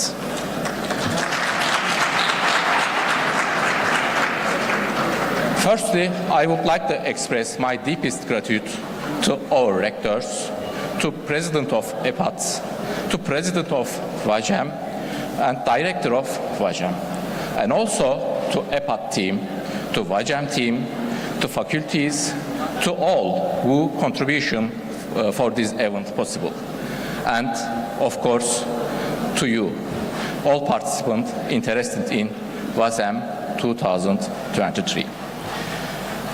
Our guests, let me remind you first, during your stay, if you faced any issues, please do not hesitate to contact our staff. They are here to assist you. Before we start the Congress, we express our deepest gratitude to Gazi Mustafa Kemal and his friends, who made the ultimate sacrifice for the unity of our homelands and the future of our republic. I would like to invite everyone to observe a moment of silence in their honors and Turkey national anthem.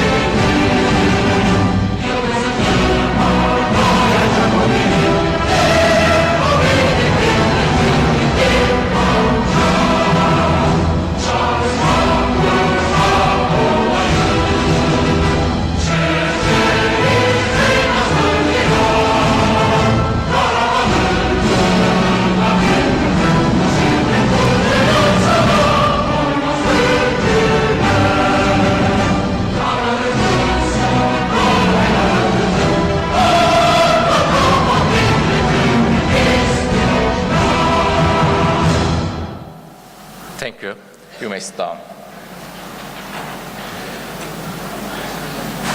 Now, our congress are supported financially by the Neotech pharmacy company. We have a video about to explain much more information about the companies.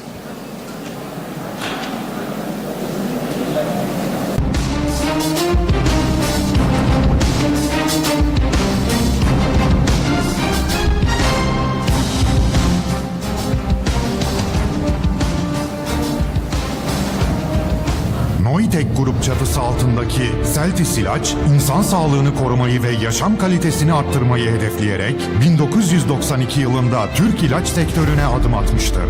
Yüksek kalitedeki jenerik ve yenilikçi ilaçları başta Türkiye olmak üzere tüm dünyaya sunan %100 Türk sermayeli bir şirketler grubudur. Birçok terapötik alanda yer alarak hastaların ihtiyacını karşılayan Celtis ilaç, bilime, teknolojiye ve insan kaynağına sürekli yatırım yapmaktadır. Her hastaya aynı kalitede ilaç sunan Celtis ilaç, yapmış olduğu yatırımlar ve Ar-Ge sürecinde göstermiş olduğu başarılarla FDA ve EMA onaylı tesislerinde inovatif ürünler üretmektedir. Celtis ilaç, ürettiği inovatif ürünlerle yenilikçi tedavilere öncülük ederken, yerli ürünleri 36 ülkeye ihraç ederek dünya sağlığına katkıda bulunmaktadır. Eğitimin gücüne inanan kurucularımız, sağlık ve teknolojiyi birleştirmek için Bilgiç Vakfı çatısı altında 2020 yılında İstanbul Sağlık ve Teknoloji Üniversitesi'nin temellerini atmıştır. Yenilikçi bakış açısıyla ürettiğimiz inovatif ürünleri tüm dünyayla paylaşarak insan hayatına değer katmak için çalışıyoruz. Celtis ilaç.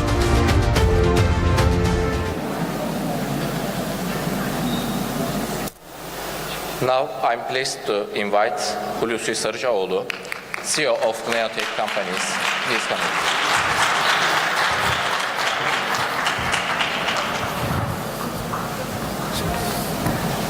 Teşekkür ederim.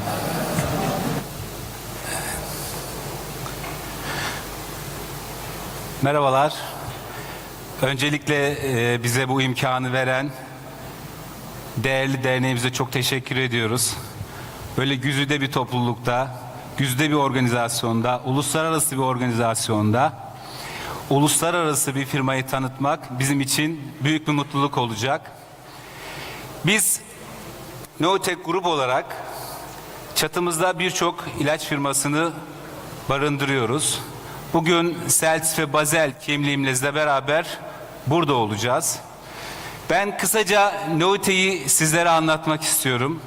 Yaptıklarımızı ve yapmak istediklerimizi, nereye varmak istediğimizi siz hekimlerimize paylaşmak istiyorum. Hedeflerimiz büyük.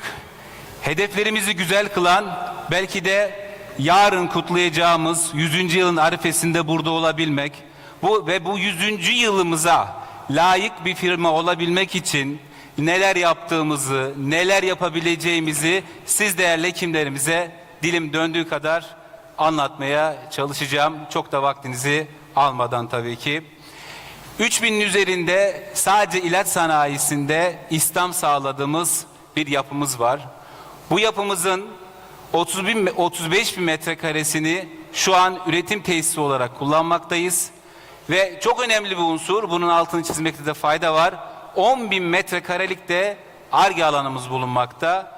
Bu üretim tesislerimizde 325 milyon kutu ve üzeri üretimi yıllık kapasitemizde yapabilmekteyiz. Ama bugün belki de en fazla değineceğim konulardan bir tanesi yeni yatırım alanlarımız. Uluslararası bir firma olabilmek için, ulusumuza layık bir firma olabilmek için, belki de dünyaya küçük düşünmeden, daha büyük düşünerek dünyaya çare olabilmek için Neotech olarak biz ne yatırımlarda bulunacağız, neler yapacağız, siz değerli hekimlerimize anlatmaya çalışacağım. Evet, uluslararası akreditasyonu olan bir tesisiz biz. Sadece Sağlık Bakanlığı akreditasyonu değil, Avrupa noktasında, Amerika noktasında uluslararası akreditasyonu olan bir yapımız bulunmakta. Bu yapı içerisinde görmüş olduğunuz 35 metrekare alan içerisinde bir üretim tesisimiz var şu an. Bunun içerisinde bağımsız 7-8 binamızla beraber biz üretimimizi gerçekleştirmekteyiz. Ama burada vurgulamak istediğim sizlere daha çok bizim yeni yatırım alanlarımız 145 bin metrekare ile beraber tüm ulusumuza, uluslararası paydaşlarımıza, dünyaya açılabilmek için yapacağımız unsurları sizlere anlatmak istiyorum değerli hekimlerimiz. Evet, aslında görmekte de fayda var. Şu an bulunduğumuz alan ve bu alanla beraber biz birçok ülkeye yatırım gerçekleştiriyoruz. Ürünlerimizi götürüyoruz. Şu an mevcut alanımız bu görmüş olduğunuz sol taraftaki alan. Ama yeni alanlarımızla beraber, yeni yatırımlarımızla beraber 200 bin metrekarelik bir alanı sadece ilaç sanayisi için kullanan, geliştiren bir bünye olacağız. Değerli hekimlerim, bunun içerisinde ne yapacağız? 35 bin metrekare alan ile beraber API üretimi gerçekleştireceğiz. Günümüzde ilacın önemi çok fazla. Günümüzde ilaca erişim noktasında büyük sıkıntılar var. Sadece ilacın bitmiş ürün olması çok önemli değil. Aslında bitmiş ürüne, yani hastaya ulaştırdığımız o ilacın API'sini, etken maddesini yapabilmek, gerçekleştirebilmek muazzam bir iş. Bizim en büyük hedeflerimizden bir tanesi dışa bağımlılığı ortadan kaldırdığımız, API ürettiğimiz, etken madde ürettiğimiz, ulusumuzu güçlü kıldığımız bir yapıya yürüyebilmek. İnfüzyon tesisimiz hedeflerimizden bir tanesi ve bu projeler başlamış bulunmakta. Sekonder ambalaj tesislerimiz, enteral beslenme, Türkiye'de çok içine girilen bir yapı değil bu. Biz bu yapının içerisine girmek istiyoruz. Global şirketlerin bünyesinde olan bir sistem bu. Enteral beslenmeye de girmek istiyoruz. Medical device'ımız çok önemli. Onunla alakalı yine Türkiye'de ilk olabilecek bir fabrika oluşturuyoruz. Neokulet projemiz var. High potent, yüksek teknoloji gerektiren ilaçları üreteceğimiz tesislerimiz ve bunların daha ötesinde hedefimizi daha yukarı çıkartacağımız biyoteknolojik ürünleri yaptığımız tesislerimizi ulusumuza, uluslararası alanlara kavuşturmak istiyoruz. Biz bunları yaparken, evet bunları yapıyoruz ama bizi güçlü kılan, bizi akredite eden unsurlar da oldu.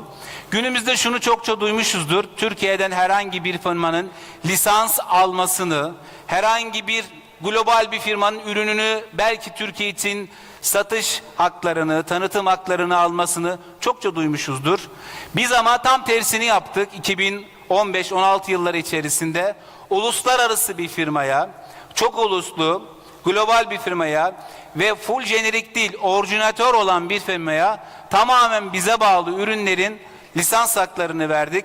Aslında Neote'in akredite olduğu, Neote'in yaptığı ürünlerinin kalitesinin hem ulusumuz adına hem uluslararası mecrada kaliteli olduğunun en büyük kanıtlarından bir tanesi çok uluslu firma olan Takeda Japon firmasına biz bu ürünlerimizin lisanslarını satmış bulunmaktayız.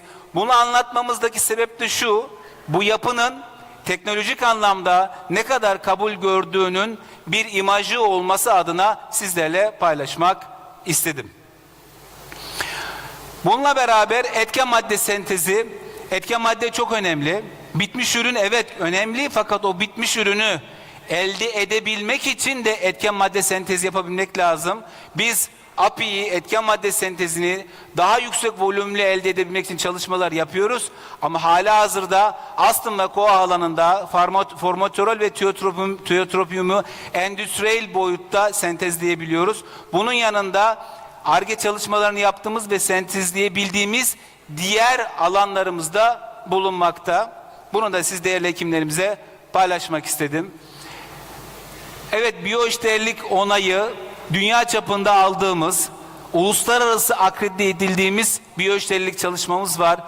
Konunun başında da aslında sunumun başında da sizlere söylemeye çalışmıştım değerli hekimlerimiz. 10 bin metrekarelik bir Ar-Ge, dünya çapında biyoeşdeğerlik, birebir benzerlik yapabilmek çok önemli. Biz bunu becerdik, yaptık ama bizim için dur dediğimiz, bitti dediğimiz yerler değil bunlar. Daha başlangıcında olduğumuz, hedeflerimize bir bir gittiğimiz domine taşları bunlar. Bunlar domine etkisi edeceğini biz düşünüyoruz ve onun için mücadele veriyoruz. Bunlar Avrupa ülkeleri, Avrupa bloğundaki ülkeler. Bütün bu saymış olduğumuz ülkelerde biz %25'inde, Avrupa'nın %25'inde salmeterol flutikazon etken maddeli ürünümüzü Avrupa'daki insanlara ulaştırıyoruz. Buradaki mesele sadece Avrupa'daki insanlara bunu ulaştırabilmek değil. Aslında mesele şu: insanlara soluk olabilmek, insanlara nefes olabilmek. Sadece ülkemiz adına değil, uluslararası mecrada da, uluslararası dünyada da bu gibi ürünlere ulaşamayacak birçok insan var. Bizim için mesele o nefes olduğu dünyada, nefesine giren, hayatına tutunabildiği noktada bu ürünün arkasını çevirdiğinde orada Made in Turkey'yi görebilmek, bunun için mücadele vermek, bunu yapabilmek bizim en büyük idealimizdi ve bunu gerçekleştirdik. Bu ve buna benzer şeyleri yapmak için de mücadele veriyoruz. Bu ve buna benzer işleri yapmak için yatırım alanları gerçekleştiriyoruz. Bizim için önemli bir paylaşım. Bunları da sizlerle paylaşmak istedim. Sanayi Akademi İşbirliği, bizim buradaki hedefimiz şu: videomuzda da anlatmıştık.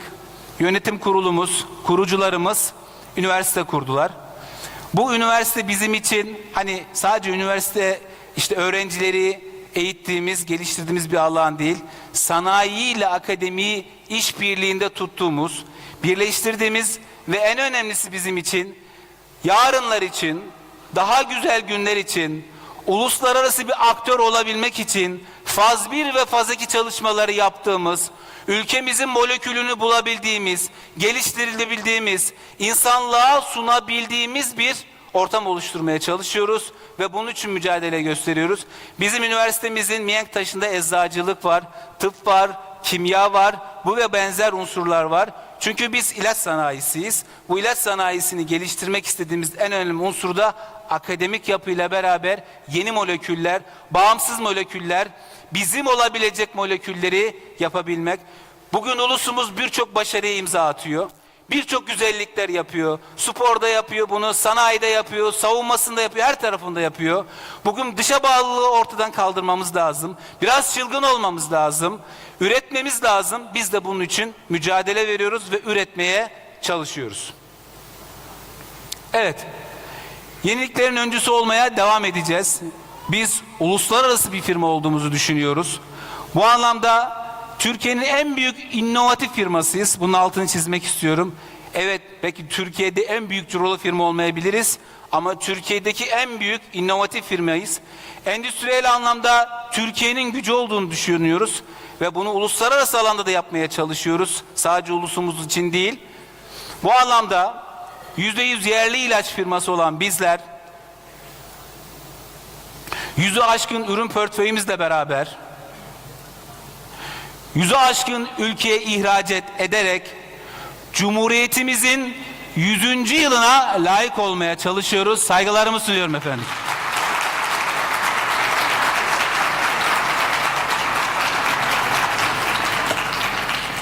Teşekkür ediyorum.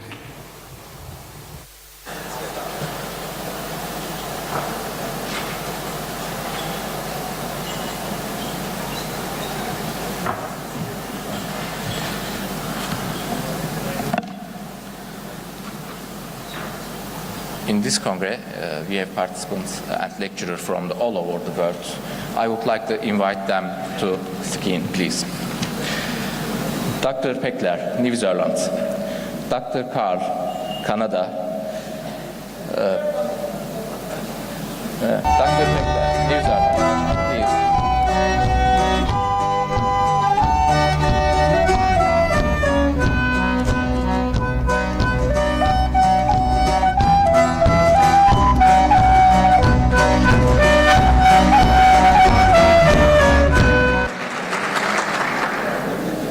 Dr. Carr from Canada.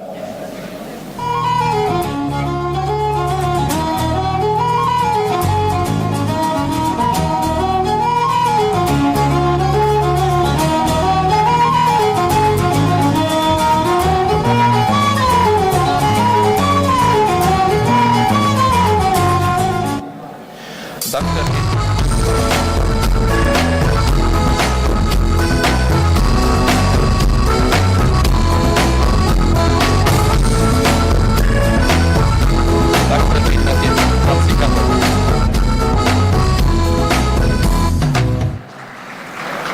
Dr. El Tahani from Qatar.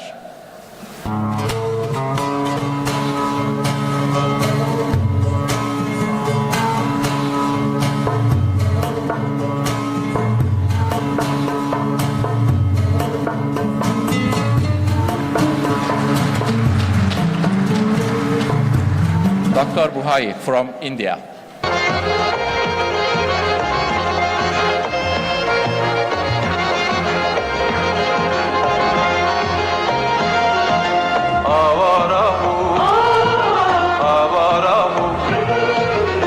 Kardeş yahu bahtımız ne karahu, avarahu, avarahu. Ya kardeş yahu bahtımız ne karahu. Dr. Mizabata from Japan.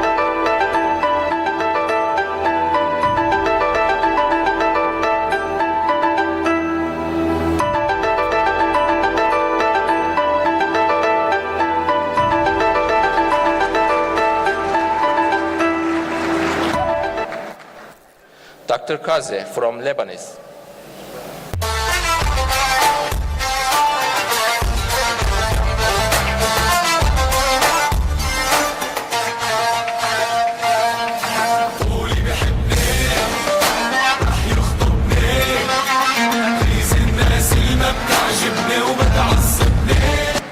And Dr. Vincent from Belgium.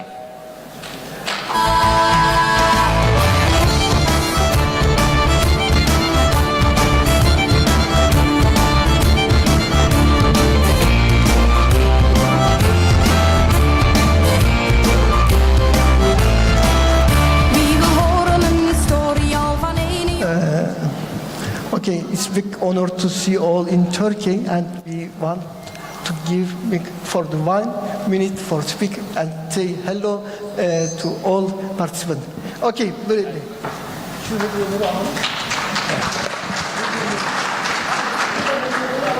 Merhaba, thank you. I would really like to thank the WASM organizers, and particularly Professor Kander, for having us here. And just a quick story. I met Professor Kander about 25 years ago in Konya when I was working here in Turkey at the beginning of EPAT, and have continued my relationship since then, and it's really a pleasure to be back here and see how many people are in this auditorium. Thank you.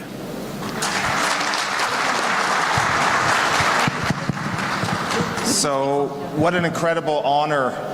Tomorrow I have a chance to speak on the 100th anniversary of your country, and I have the honor to speak at the same time.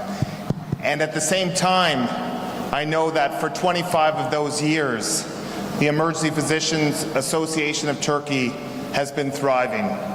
I look forward to this conference. I look forward to learning together, to teaching together, and to seeing emergency medicine flourish with the natural bridge between Asia and Europe and the rest of the world. We're looking forward to an amazing conference together.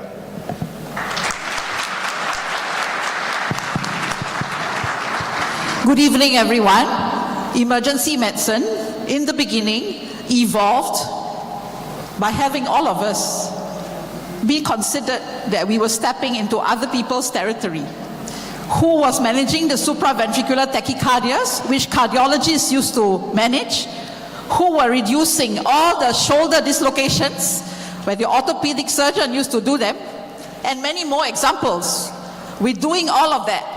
And now emergency medicine has evolved to be at the center of the practice of medicine. Nobody can forget us, not any other discipline. So I really would like to congratulate all of you for standing and coming forwards today to attend this conference and to share with us for the next 4 days. And there's a lot more emergency medicine is going to offer, so hang on there and be a part of history. Thank you very much, and I also would like to congratulate EPAT on the 25th anniversary, and thank you to all the Turkish hosts that are hosting us for your hospitality. Thank you very much.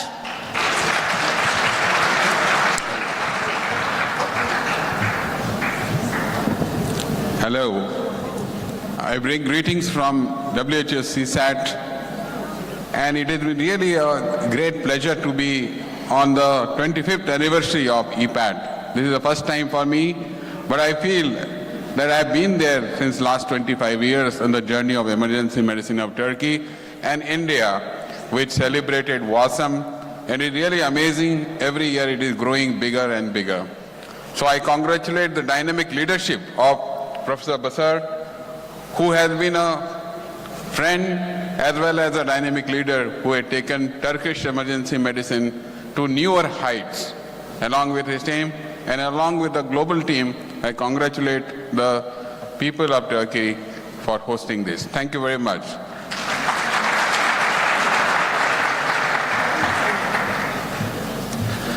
Assalamu alaikum wa rahmatullahi wa barakatuh. I would like to thank the organizing committee for the outstanding meeting, as usual, in Turkey. Last year for Qatar was exception year because we hosted the World Cup 2022. And with that, we had 10 years to prepare for the mass gathering. During this period of time, we had two events. One was not predictable, which was the blockade for Qatar. And the second one was the pandemic. But in the beginning of this year, Turkey faced one of the most devastating earthquakes. For that, I commend actually the emergency physicians, the physician and the medical staff in Turkey for outstanding work which was done. It was devastating, but the work was amazing, and actually I stand for what you guys done for the sufferer in the earthquake. So with all actually the physician and the emergency physician coming together, that make really a good impact for the best outcome for this disaster. So I'm here to learn from our colleagues from all over the world, and thank you again for the privilege of the podium.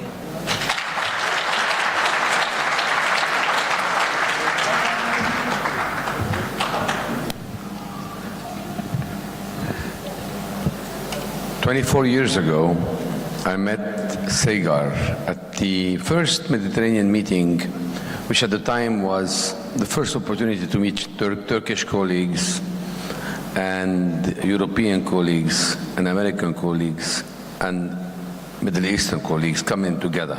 There were some Koreans and Indians, but not many. The point is, I remember Joe Wood at my side looking ahead and telling me, look what we've done. It was a turning point. Today, I look here and I look at Besar and I look at Segar, Yuram together, and I say, look what you've done. So I will say you are making history. This is a turning point for the specialty of emergency medicine all over the world, and I wish to congratulate Turkey, emergency medicine, WASM, EPAT, and everybody who put Segar and Besar for all the effort they have put into making this a great success. I am currently the president of the Lebanese Society for Emergency Medicine. Prior to that, I was president for the American Academy of Emergency Medicine. And I am wearing the pin of the American Academy, which says, 1 minute count. 1 minute count because in emergency medicine, we count.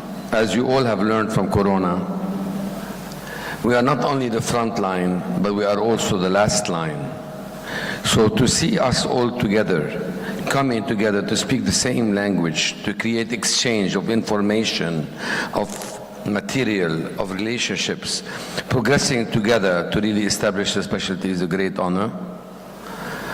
I would like to end my two words by saying, considering that yesterday I was training 1,200 physicians in Lebanon for what could hit us, and I would like to just take maybe 10 seconds of silence among us all to think of all today, all the rescuers and emergency physicians that have lost, and nurses that have lost their lives in the lines of duty all over the world. And I'm not really singling out anybody here. So let's think about them for a moment and think of the great obligation and the responsibility we'll have together. Again, thank you, and a moment of silence.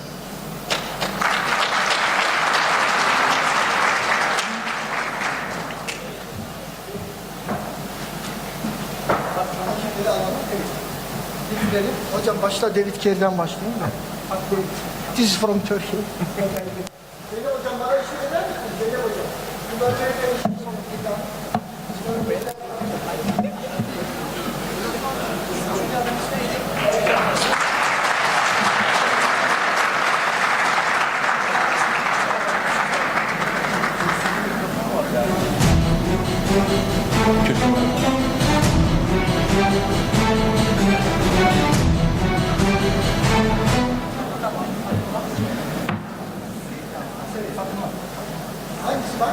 Fatma'nın yine. Amerikan. This is for cup.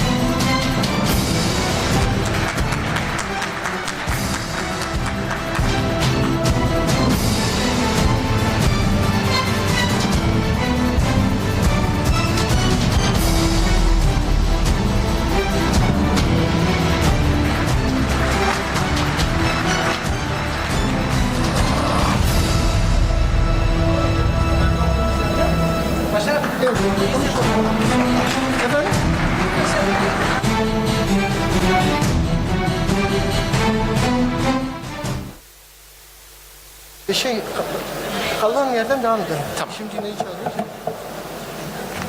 Kaldığım yerden devam edelim. Thank you for your all contributions. Now I'm pleased to invite Vice President of EPAT, Professor Dr. Zeynep Çakır.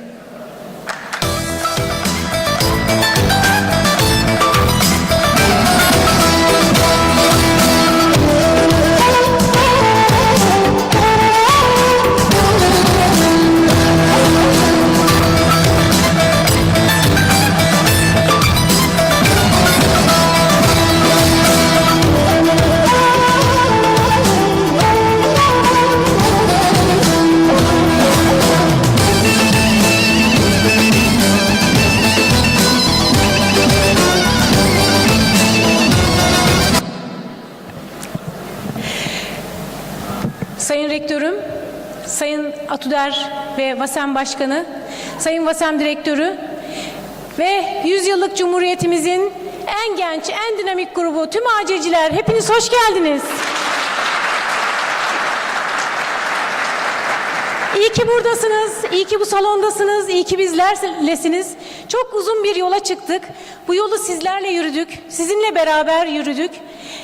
Daha yakın, daha kol kola yürüdüğümüz arkadaşlarımız vardı. O yollarda ne taşlar olduğunu, nelere takıldığımızı, ne kadar zorlandığımızı onlar gördüler. Sizler de belki bu yolda ne kadar zahmet çektiğimizin bir kısmını gördünüz ama sonunda sizleri burada, bu salonda görmek, hepinizi bu güçle, bu dinamizmle burada görmek bizim en büyük ödülümüz. Cumhuriyetimizin 100. yılına birlikte girmek, Atuder'in 25. yılına birlikte girmek bizler için çok kıymetliydi. Ne iyi ettiniz geldiniz. Ayaklarınıza sağlık efendim. Çok teşekkür ediyoruz hepinize burada olduğunuz için. Burada bulunduğunuz süre boyunca elbette ki birbirimizle neyi biliyorsak onları paylaşacağız, bilgimizi paylaşacağız. Bilginin ışığından kendimize yollar yapacağız, meşaleler yapacağız, birlikte yürüyeceğiz, birbirimizi göreceğiz, birbirimizi tanıyacağız ve çok mutlu olacağız. Hepsinden önemlisi bu asra, yeni Cumhuriyet asrına birlikte gireceğiz. Yolumuz açık olsun. Hep birlikte güzel günlerde çok çok güzel işler yapmak dileğiyle efendim. Herkesi tekrar selamlıyorum. Güzel bir kongre diliyorum hepimize.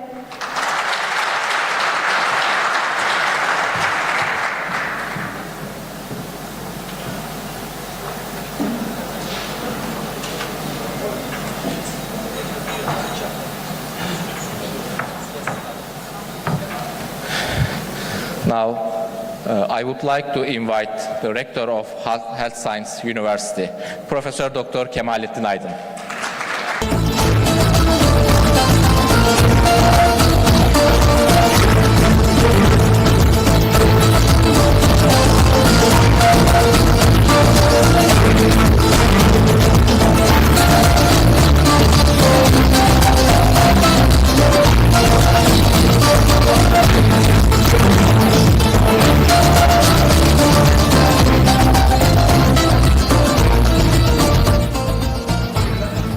Kıymetli misafirler, değerli başkan ve yönetim kurulu üyeleri, kıymetli meslektaşlarım, bu güzel zaman dilimini sizinle paylaşmaktan büyük bir mutluluk duyduğumu sizin bilmenizi isterim.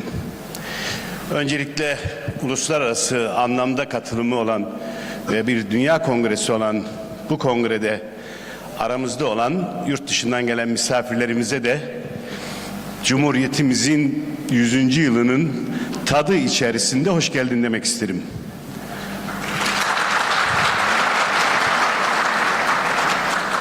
Ayrıca yurt dışından gelen misafirlerimizin müsaadesiyle bir pandemi sürecini ve bir de 11 şehirde 13 milyonu etkileyen dünyanın en büyük felaketlerinden biri olan deprem felaketini, yani son 3 yılı Türkiye'nin en büyük kahramanları olarak acil servislerde gecesini gündüzüne katarak, çocuğunu, eşini, annesini görmeyerek bu millete hizmet eden siz acil uzmanları, arkadaşlarımı yürekten alkışlamak istiyorum.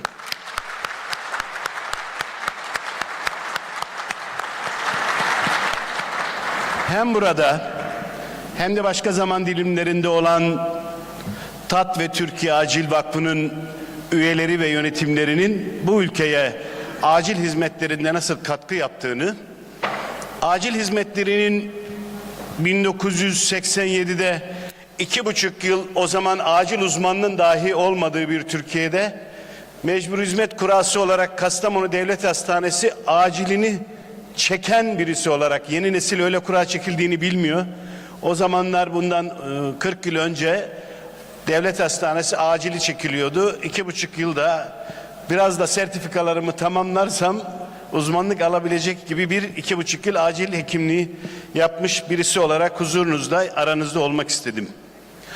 Kıymetli arkadaşlar, bir üniversitenin rektörüyüm. Bu üniversiteyi nereden baktığınıza bağlı olarak yorumlayabilirsiniz. Bir iki cümleyle bu üniversitenin varoluş hikayesini sizinle paylaşmak isterim. Bu üniversitenin varlık nedeni bir hikayedir. Bu hikayenin bir tarafı büyük şehir hastaneleri ve sağlık binaları yapmak, bir tarafı bunun içerisini yüksek maliyetli teknolojik cihazlarla doldurmak.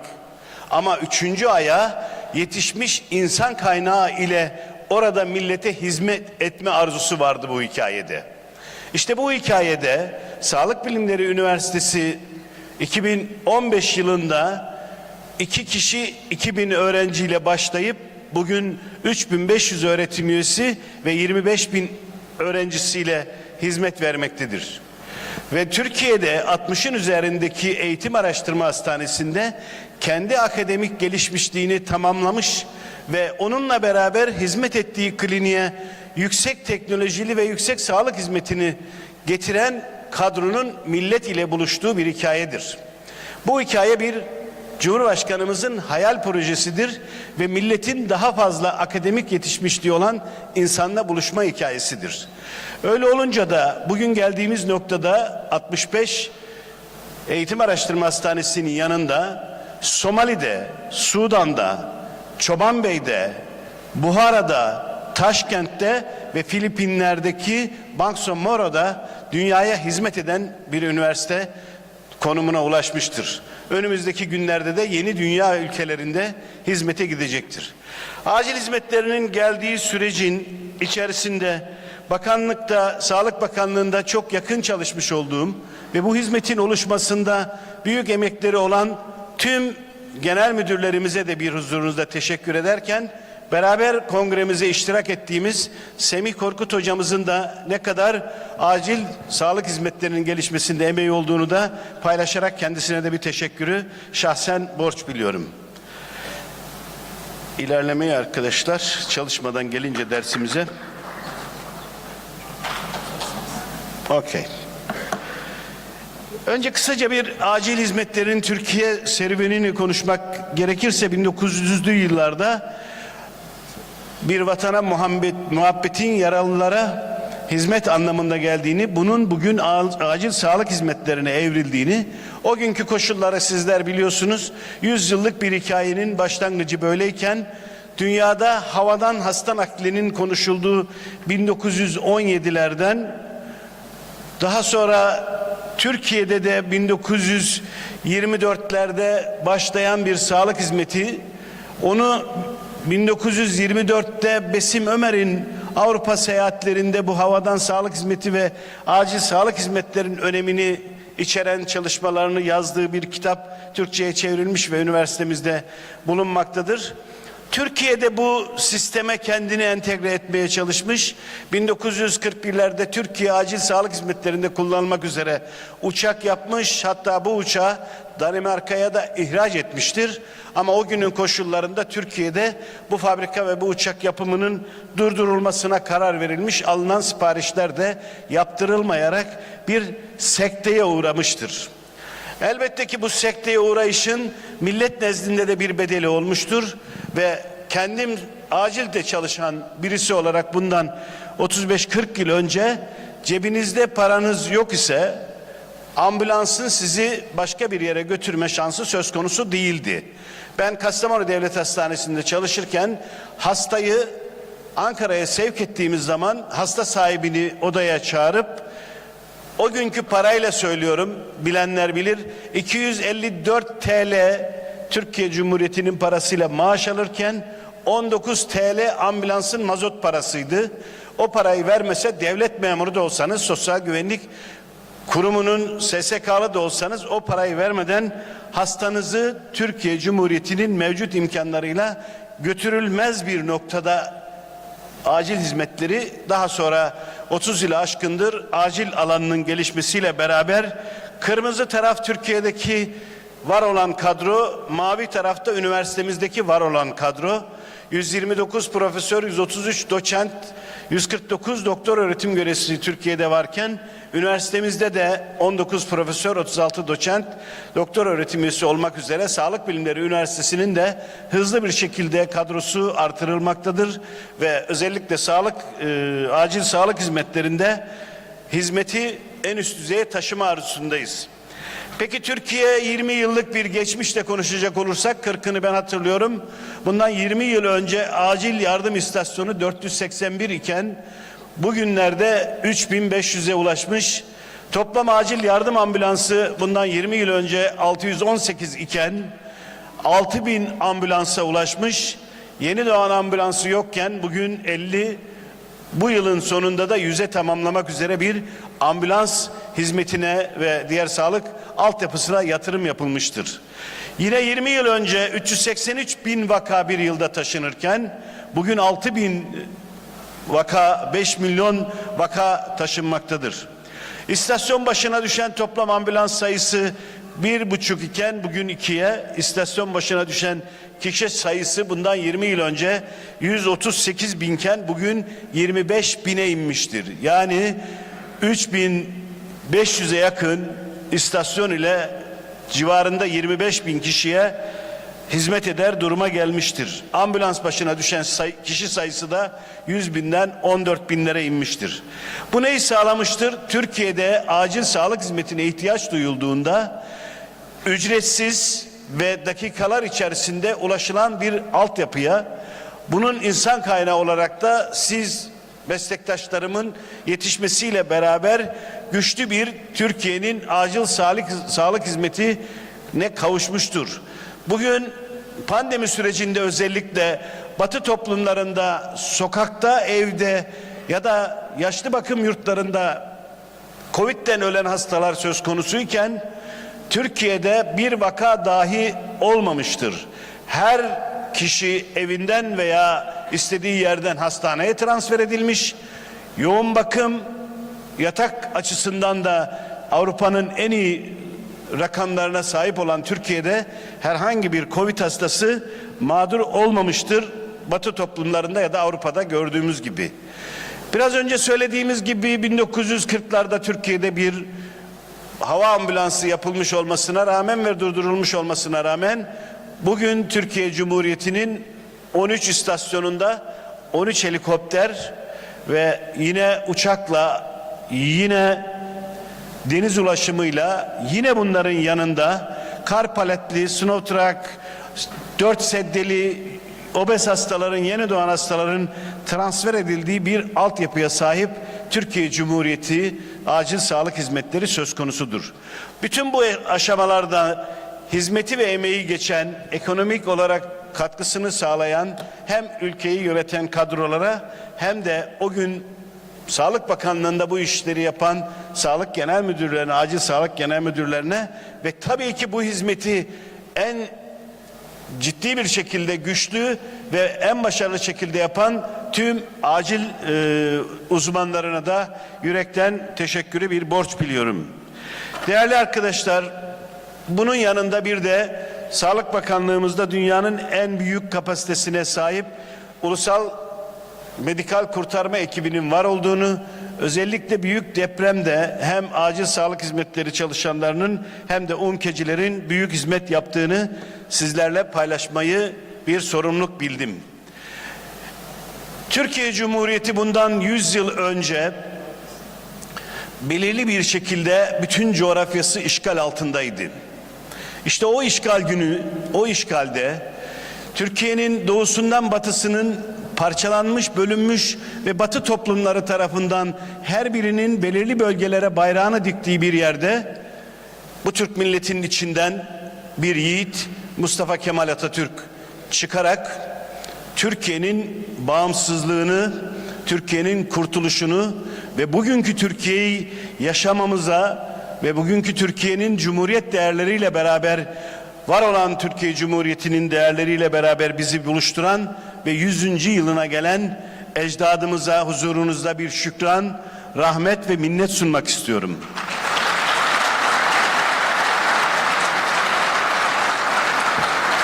O gün Türkiye Cumhuriyeti'nin başına gelen ve içinden bir yiğidin çıktığı Türkiye'de, o günden sonraki 100 yıl içerisinde büyük bir gelişme kaydederek sadece acil sağlık hizmetlerindeki gelişmeyi Batı standartlarının üzerine taşındığını sizlere sundum. Bunun örnekleri savunma sanayinde, eğitimde, ulaştırmada birçok örneği söz konusudur ve Türkiye bugün dünyada bölgesinde lider ve üzerinde söz sahibi olan bir ülke konumuna gelmiştir. Dileğim şudur ki sözlerimin sonunda 100 yıl önce Türkiye'nin başına getirilmiş ve getirilmek istenen emperyalist güçlerin parçalanan Türkiye arzusunun içinden çıkardığı bir Mustafa Kemal ve arkadaşlarıyla bize bağımsızlığımızı ve özgürlüğümüzü ve bize 100. yılımızı yaşatan o kadrolardan Allah bugün Filistin'e de nasip etsin ve Filistin'in de annesinin memesinden kesilmemiş, daha gözlerini açmamış bebelerin üzerine bomba yağdıran ve ona tüm gücüyle destek veren Batı emperyalistlerine karşı da Filistin'e de Allah bir Mustafa Kemal ve Allah Mustafa Kemal ve arkadaşlarına nasip etsin. Özgür Filistin, dünyanın özgür ülkelerinden birisi olsun. Saygı ve hürmetlerimi sunuyorum.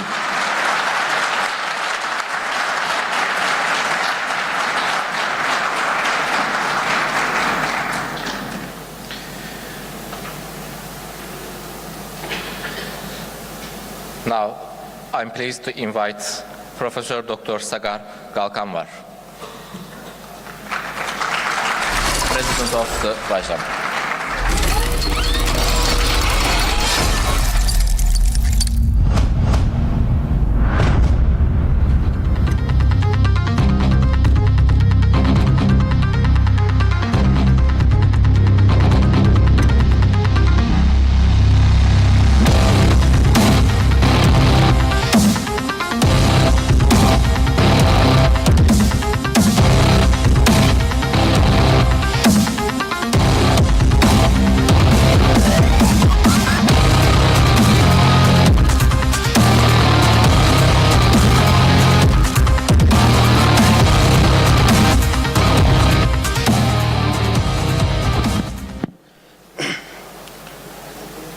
Sevgili iş arkadaşlarım, muhteşem Türkiye hoş geldiniz.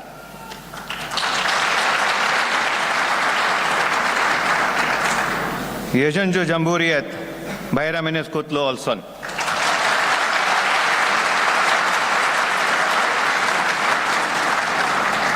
Sevgili İpek, 25. yılın kutlu olsun.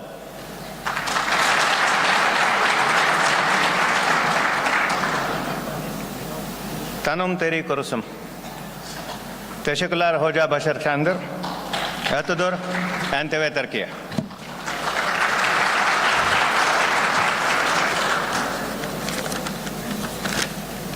Dear colleagues, from around the world of academics, welcome to the 9th annual edition of the World Academic Council of Emergency Medicine. Today, the World Council turns a new chapter as we enter our 10th year.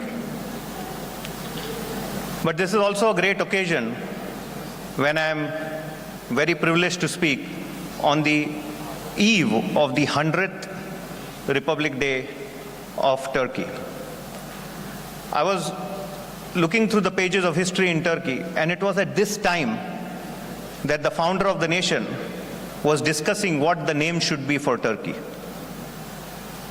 He had dinner with his friends, and then he decided that it should be the Republic of Turkey.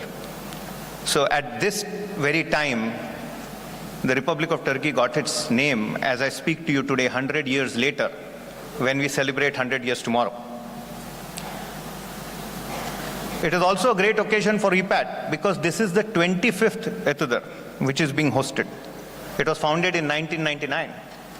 And this year starts the Silver Jubilee celebrations of the Emergency Physician Association of Turkey. So many things came together. The COVID pandemic put us back, but the COVID pandemic also taught us that disease never has any borders.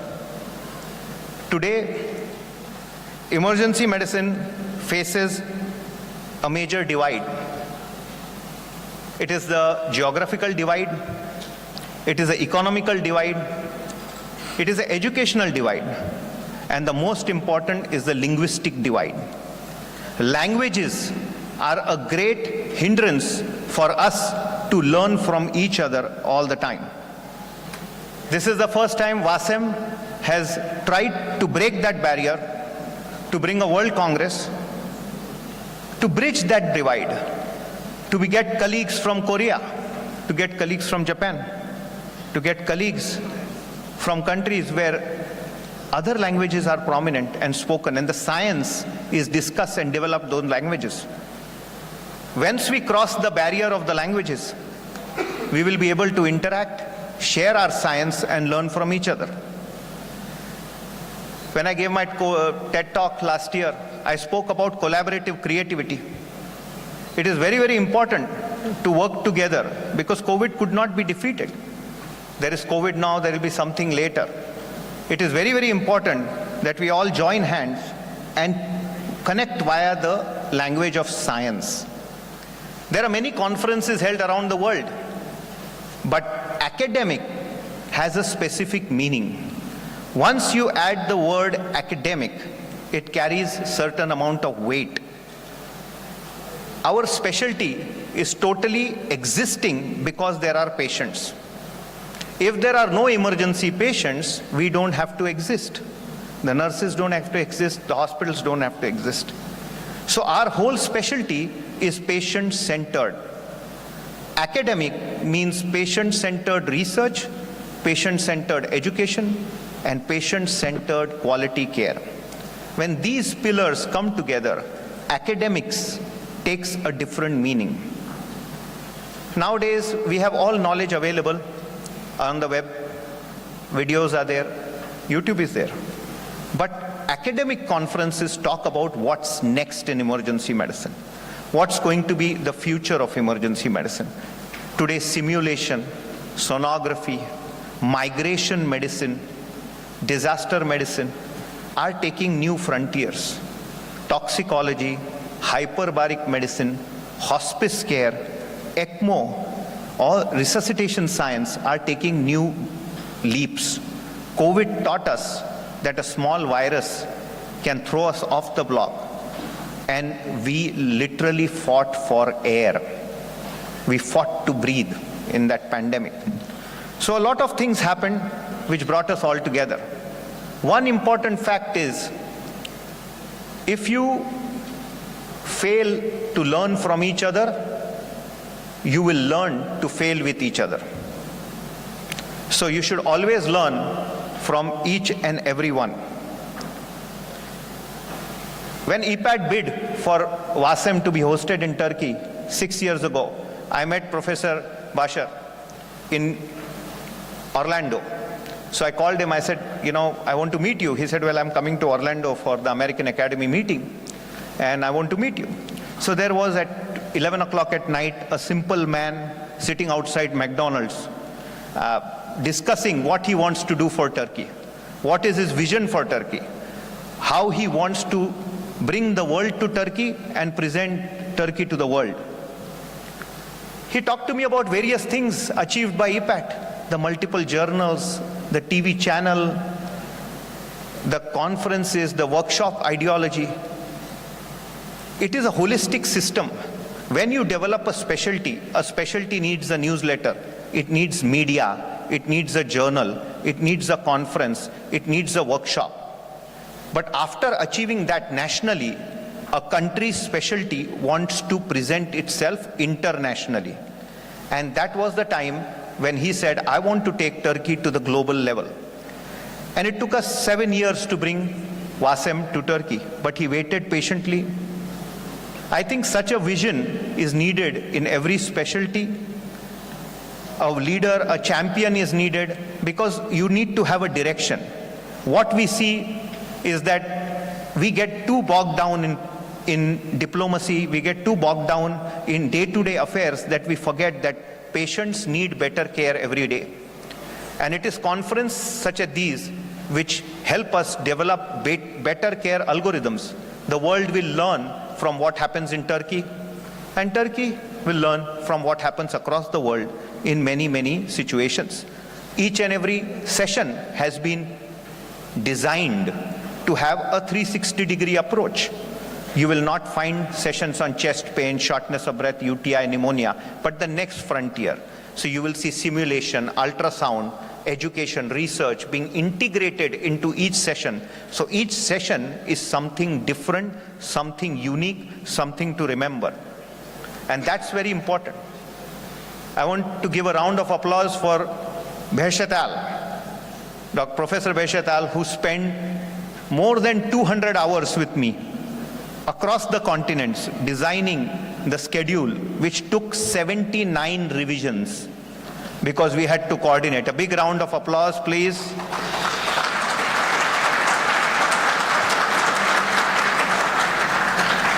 I also want to commend the leadership of Dr. Zainab, who worked very hard to bring the Women's Conclave together. This is the only academic platform in the world which brings women leaders in academic emergency medicine together to think about the next frontier.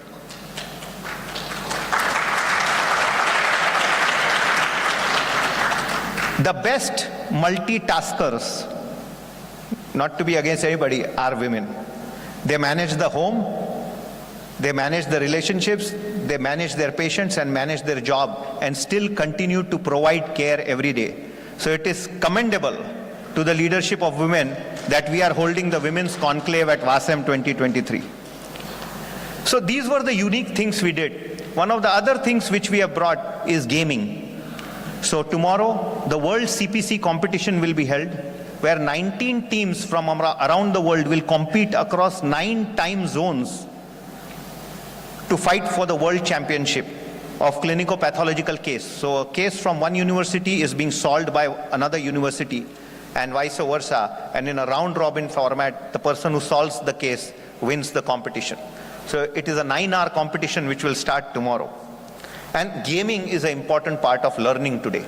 The current generation is used to 2-minute reels on social media. We used to spend hours listening to our professor talk. This generation does not have that hours. They want instant education. And if they don't get it, they find it. They are used to reels on computer and social media. So their mind triggers to education given in that format. That means academics has to reinvent itself to the art of education, because this is not a generation gap, this is a generation leap. This is a next generation, fully tech savvy, understanding where they can get data, verifying whether you're teaching them the right thing or wrong thing. And that's where World Academic Congresses like these bring together these new ideas of bridging social media, technology, simulation, sonography, and education together to build this phenomenal platform. Tomorrow, we celebrate 100 years of the Republic. Republic means representing the public. For us in emergency medicine, re means a lot. It means resuscitation. It means research. It means rescue. It means resilience. It means reboot. And it means managing the daily research. So, re is very important to us. So as a republic means representing the people, for us, re means representing our patients. We are the emergency medicine republic of the world. WASEM stands for the rights of patients worldwide. It stands for the right of good science and correct science. And that is where our conference and our organization goes ahead. In WASEM, there is no red tape, only red carpet. We do not have any parameters or any hurdles for a university to become a member, for a department to become a member, for an association to become a member. Anybody and everybody could be a member of WASEM, because for us, science is important for skills and survival of the patient. I would like to end by quoting a few points.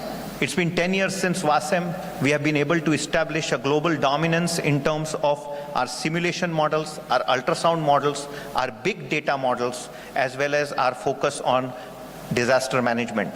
We hope to expand our portfolio to include artificial intelligence, social media medicine, that is taking medicine open access into the social media, expanding to migration medicine, which is very, very important to us, and newer corridors which can change the course of time. Wellness is a very important part of our fundamental. We saw a lot of physicians leaving medicine and going away. Hence, wellness and burnout will be a very big frontier to capture in the coming years.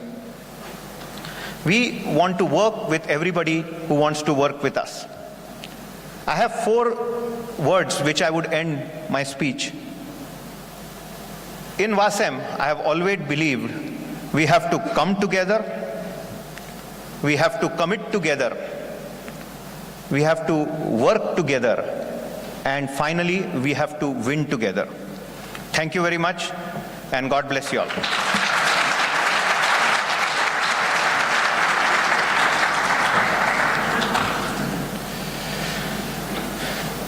Now, I'm pleased to invite Professor Dr. Bashar Jandar, President of EPAT.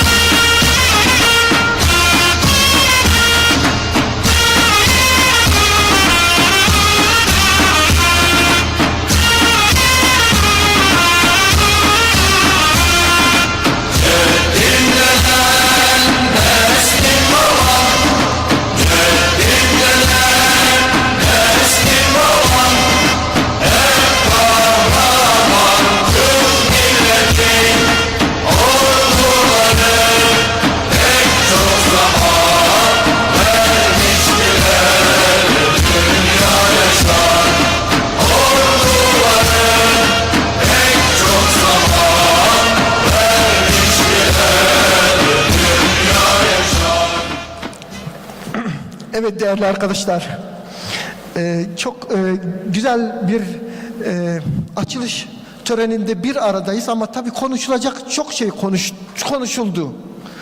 Biraz da vakit geçti. Siz de sıkıldınız. Ben Türkçe çok daha kolay ifade edeceğim kendimi. O yüzden Sagar, you don't know Turkish. You should put okay. Ya böyle şeylerden sıkıldık. Şu şeyi açın. Neydi o Fransa? Bunu tamam. Bugün böyle tamam.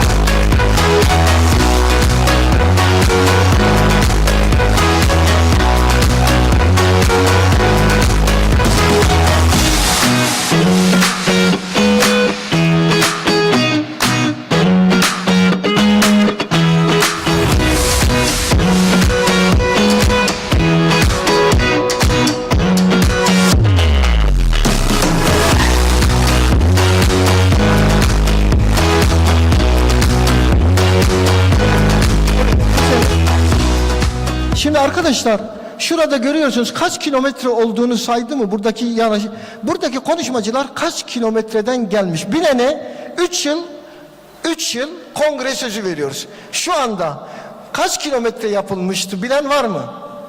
Toplam burada aranızda hiç bilen var mı? Bileni 3 yıl boyunca uluslararası kongrelerde ağırlayacağız. Tamam 89.000. Onu not aldım. Eğer doğruysa 3 yıl kongredesin. Ben de bilmiyorum onun için. Şimdi evet. Ama arkadaşlar şu Antalya'dan bu kongreye gelmeyen var biliyor musunuz? Yeni Zelanda'dan Brez geliyor. Kanada'dan David Kerr geliyor. Bunlar dünyaca herkesin saygı duyduğu büyük bilim adamları. Ama şuradan buraya gelmek çabası göstermeyenler var. İşte VASEM'in özelliği bu. VASEM gerçek bilim adamlarıyla olmayanlar arasındaki farkı sadece Türkiye'de değil, Hindistan'da, dünyanın birçok yerinde ortaya koyan bir kuruluş. VASEM'i incelerseniz bunu anlarsınız. Tamam buradan geçelim, şu şeyi ver. Maçı ver ya, maçı ver. Biraz da maçtan bahsedelim. Çünkü hep acilden konuşuldu. Evet, bunu hatırlayan var mı? Bu hangi maç? Hasan El Tahani, you know. Bu Dünya Kupası ve final maçı, hatırlıyorsunuz. Arjantin Fransa. Doğrusunu isterseniz Arjantin'in kazanması çok iyi oldu ama Mbappe için biraz Fransa'yı tuttuğumu söyleyebilirim. Hasan El Tahani şahsında, Almanya'nın şahsında Katar'ın bu muhteşem organizasyonu tekrar tebrik ediyorum, alkışlıyoruz. Şimdi arkadaşlar bunu niye anlattım biliyor musunuz? Çünkü ben Dünya Kupası aktivasyonunu gördükten sonra şunu hissettim. Ya Avrupa Kupası falan hikaye. Önemli olan Dünya Kupası. Çünkü bütün memleketler orada toplanıyor ve onu hissediyorsunuz. Dolayısıyla biz VASEM'i yaparken aslında dünyayı bir araya getiriyorduk. Futbol nasıl dünyayı birleştiriyorsa acil tıp dünyayı birleştirdi. Ve biz bu duyguları bir Dünya Kupası yapma duygularıyla birleştirdik. Yani adeta biz bir Dünya Kupası yapıyoruz. Maçın sonunu söyleyeceğim son slaytta. Son slaytta maçın sonunu göreceksiniz. Sıkıca takip edin. Şimdi arkadaşlar, tabii Dünya Kupası gibi bir özelliği var kongremizin. Tamam. Yani dünyanın her tarafından insanın gelmesi farklı bir şey. Orada bir beyt var. Bu beytin kime ait olduğunu belki Turan Hocam bilir. Ama soracağım. Turan Hocam bilirseniz çok memnun olurum ama slayttan sonra tabii. Karanfiller tütsün dursun, çiçeklerin şahı güldür diye. Hocam duydunuz değil mi? Karanfiller tütsün dursun, çiçeklerin şahı güldür. Onun için de Dünya Kupası ve Vasem farklı bir yerde diyelim, geçelim. Şimdi arkadaşlar ilerleyelim hemen hızlıca. Tabii acil tıp. Hep bizi kandırıyorlar mı bilmiyorum ama 100 yılın branşı diyorlar. Ama şunu gördük. 100 yılın felaketi burada. Afet burada, deprem burada, savaş burada derken hep ön saftayız. Dolayısıyla acil tıp bu yüzyılın branşı olmak zorunda. Şimdi Filistin'e gidenler var. Çoğu acilci. Mısır'a gidenler. Hakan orada gördüğüm.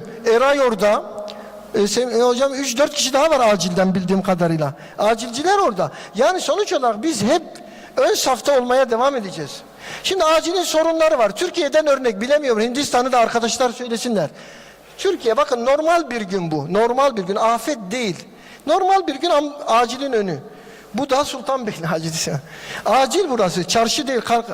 Kapalı pazar falan değil. Kapalı çarşı değil. Acil. Ve bir günde 500 hasta bakan insanlar. Tabii böyle şikayetler dünyanın her tarafında var. Kuru öksürükle 5 yıl süren kuru öksürükle acile gelmiş. Yani sadece Türkiye'de zannetmeyin bunu. Ya da vücuduma metal hissediyorum diyenler. Peki Amerika'daki durum nasıl M90? Yoğun bakım yatağı yok. Hastalar bekliyor. Acilin sorunu yoğunluk ve bu da hep artacak. Hepimizin sorunu bu. Devam edelim. Bir diğeri şiddet. Tabii yoğunluk ve şiddet iç içe. Şiddetle ilgili bizim çok çalışmamız oldu. Tabii onları gösteremem şimdi ama şöyle göreceksiniz. Ya bizim şeyimiz yok mu burada ilerletme şansımız olan bir şey? Hayır o değil. Video ilerletme. Video ilerletme şansı var mı? Peki şimdi mesela burada kısa bir filmimiz var. Siz onu orada görüyorsunuz değil mi? Biz acille ilgili kısa bir film çekmiştik. Tabii rektörümüz bilmiyor Sayın Kemalettin Hocam, görmediniz değil mi hocam? Biz kısa film çektik. Üstelik başrolde çok ünlü isimler vardı. Biri Gizem Karaca gördüğünüz. Biri Emre Kızılırmak. Bir de ben vardım hocam. Ben de sonda çıktım, filmde oynadım. Ama ben bu filmi hepsini böyle bitiremem. Benim ilerlemem lazım. Yok mu bunun bir mekanizması?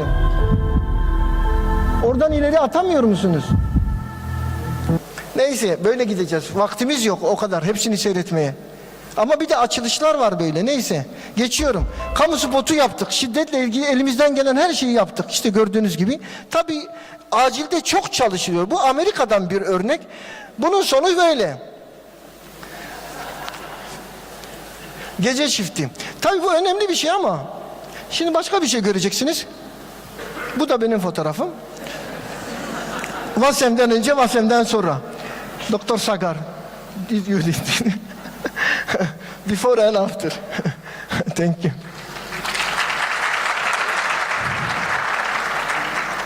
Bunları geçmek zorundayım. Zaten video yokmuş. Konsültasyonlar biliyorsunuz. Evet şimdi TUS'ta bakıyoruz en yüksek puanlar. Dermatoloji, radyoloji, oftalmoloji. Çünkü bunlar böyle tatil yapıyor. Biz nasıl tatil yapıyoruz? Bizim tatilimiz de bu. Gördüğünüz gibi. Dolayısıyla ama acili seçmek için sebepler vardır. Daha doğrusu seçilmek için sebepler diyelim. Siz acili seçmezsiniz. Acil sizi seçer özveci. Değişini burada kullanalım. Ya şimdi arkadaşlar ben video gösteremeyeceğim o zaman öyle mi? Peki. Ya önemli değil. Tabii biz sakin olmak zorundayız. Bu kadar kalabalıklarda, bu kadar şiddette bunu hep gösteriyorum. Eğer sakin olmazsanız sakin olmazsanız bu işi yönetemezsiniz. Evet. Tabii medya ile ilişkilerimiz biliyorsunuz. Medya bizimle iç içe gördüğünüz gibi. Laringoskopu böyle tutup entübe etmek. Buna retro entübasyon mu deniyor acaba bilemedim. Evet. Bunlar videolar işte. Neyse geçiyorum. Bunu hepiniz ezberlediniz ama görmeyenler için göstermekte fayda var. Belki görmeyenler olur. Acil servis böyle bir yer. Acil, som du säger. Para hålla hodet ut. Ja, det går så till så. Var så här. Jag føler meg litt som pjusk. Å herregud, slipp alt dere har i hendene! Vi har en mann som er pjusk her! Få den rullestolen! Få ut. Få den ut. Hvilke rom er det vi har som er ledig? Og så får han den jævla vipplasjongen.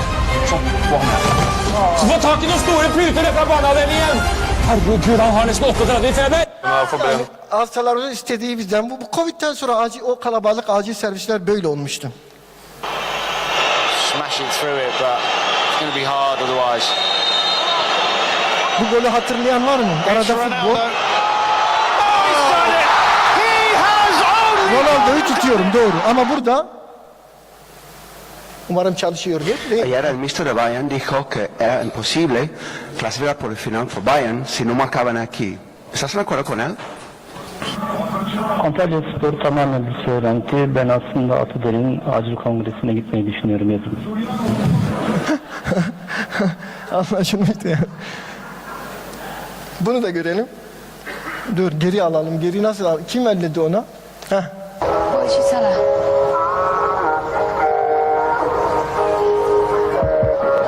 said you might want to think about your children. I wish I could make you go away. Well, good luck with that, Francis.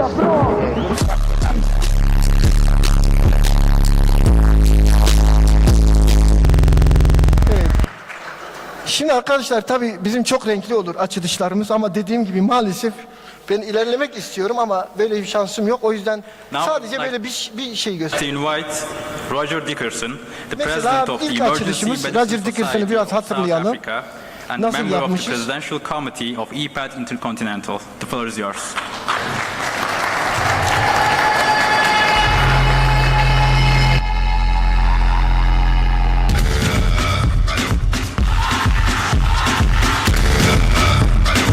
Bilimsel konulardan önce en azından böyle şeyler yapmakta dediğim gibi bunları tek tek göstermek isterim. Çok önemli bulgular ama maalesef I would like to invite gösterme Professor şansım yok. Luis Garcia Castro Ama şunu da Laviesco, dinleyelim. Arada bir President dinlemiş of the olalım. European Society for Emergency Medicine, USEM. Kongreler bize nostalji.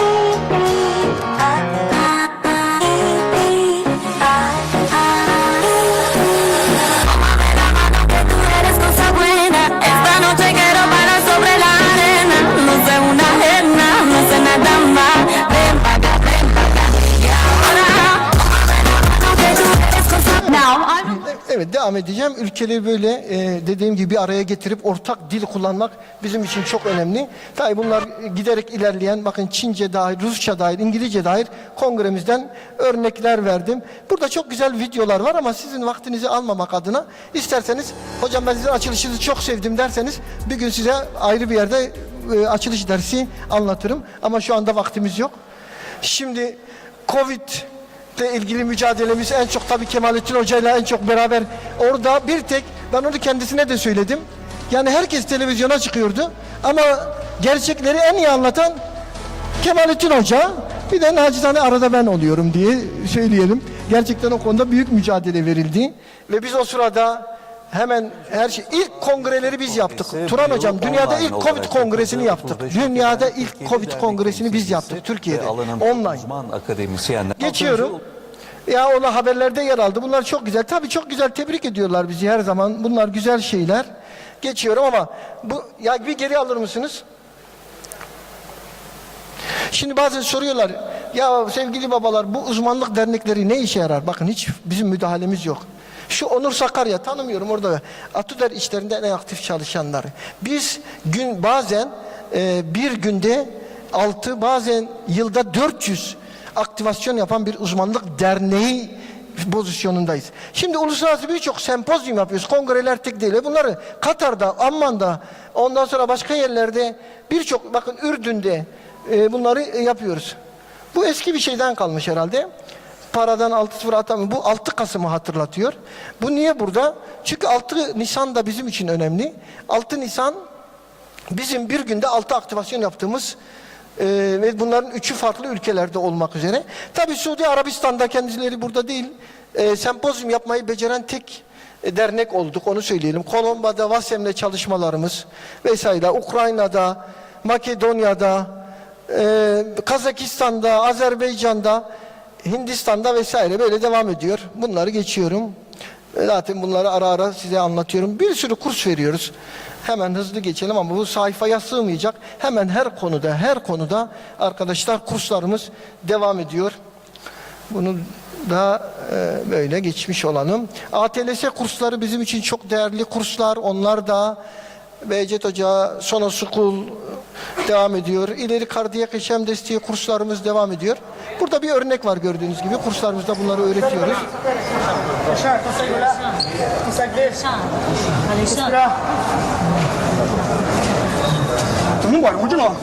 Kalp tekniği oldukça iyi görüyorsunuz.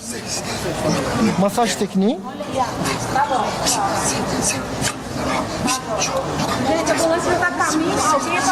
Ama bir sürü sorun var. Hasta yaşıyor. Yaşayan hastaya kalp masajı bu. Gördüğünüz gibi adamın kolunu tutuyor, zorla masaj yapıyor. Yani korkmayın, çekinmeyin. Masaj yapmaktan bir şey olmuyormuş hastaya. Gördüğünüz gibi kolunu tutup masaj yapabiliyorsunuz. Tabii bu da değişik bir solut. Ya geri alalım. Bu çalışmayacak mı? Pekala, evet. Bu da hastanın en ileri teknik kendini solutma yöntemi. Ama arada bana ne yaptınız der gibi. Tabii bugünleri geçirdik. Tabii bunların hepsini Instagram'da Fatma falan paylaşıyor dakika başı. CPR'dan önce yapmıyoruz bunu ama yine de şundan iyidir diyoruz. Yani meslek hatırası. Şimdi bir sürü kitap yazdık ve bunları biliyorsunuz. Takip edin kitaplarımızı ama doruk noktası 4000 sayfalık 400 otelle textbook'umuz, yoğun bakım 4 dergimiz var. Geri al, 4 dergimiz olduğunu tekrar vurgulayalım. 4 dergi geçiyorum, tamam. Tamam ya, işte 4 dergimiz var. Biliyorsun her derneğin bir dergisi olur. Bizim 4 dergimiz var. İşte o dönemlerde medyada çok fazla yer aldık. Ama burada dikkatinize kaçarsa başkan ulusa seslendi diye yakalamışlar. Yani öyle bir şeyimiz yok ama bir şekilde yakalamışlar bunu diyelim, geçelim. Bunları geçiyorum. Sırbistan'da ilk toplantıyı yaptık. Evet, bir sürü video var, gösteremeyeceğim. Ödüller, Özbekistan. Nadir burada mısınız? Özbekistan ekibi burada mı? Özbekistan, evet, çok teşekkürler. Özbekistan ekibi burada. Buhara'dan. Tabii bu Ürdün'de genelkurmaylıkta aldığımız çalışmalar ve Katar Sağlık Bakanı'yla Tahani, çok teşekkürler Tahani, yine birlikte o Vasem'i yaptığımız zaman Sağlık Bakanı olmaya devam ediyor değil mi? Still Health Minister? Okay. Okay. Daha gitmemiş yani, orada işlemiyor bizimki. Evet. Suudi Arabistan'da yaptığımız çalışmalar. Tabii burada üniversiteden yüksek bu çalışmalar sonunda aldığımız yüksek puanlar ve ödüller. Murat Arafat Romanya İçişleri Bakanı. Önce Sağlık Bakanı'ydı, İçişleri Bakanı şimdi. Acil tıpta olduğumuzu söyledik. Yani gerçekten güzel şeyler yaptık. Birçok kongrede özel şeyler yaptık ve burada da biz özel ödüller veriyoruz arkadaşlar. 2015'te başladık. Altın Acil ödülü ve Gazi Yaşargil aldı. Aziz Sancar bizden ödül aldı Nobel'den sonra. Gold Frank ödül aldı. Paul Kivela aldı. Bingür Sönmez aldı. Sonra Louis Vincent, kendisi burada mı şu anda? Louis Vincent geldi mi? Yok ama herhalde akşam gelecektir. Bugün de burada bulabilirsiniz Vincent'i. Ve Brugada sendromunu tanımlayan Brugada da bize son altın acil ödülünü almıştı. Bu yine Özbekistan'dan bir örnek. Bizim de aldığımız ödüller var. Ukrayna'dan, Amerika'dan, Hindistan'dan. Evet, geçen yıl aldığımız thank you Sagar for that. Sagar'ı da alkışlarımızla beraber yürüdük Sagar'la bu işlerde. Gidelim.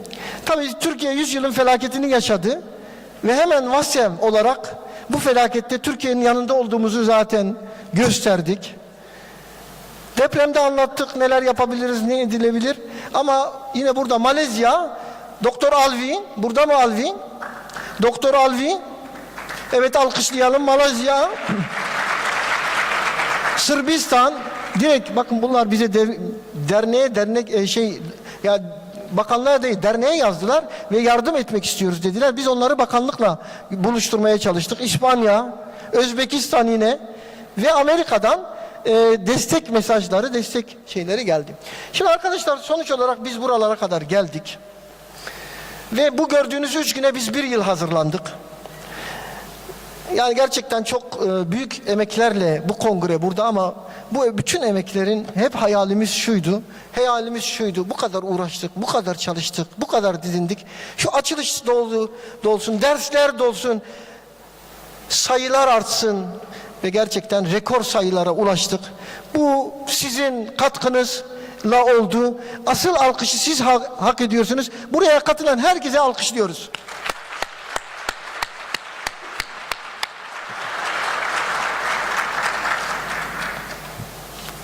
İyi adamlara ihtiyaç var. Gördüğünüz gibi Vasem'den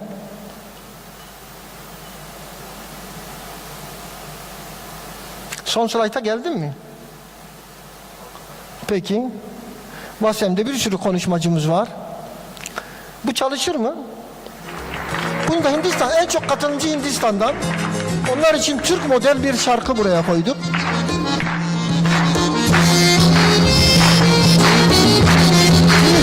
Türk iş ağabey.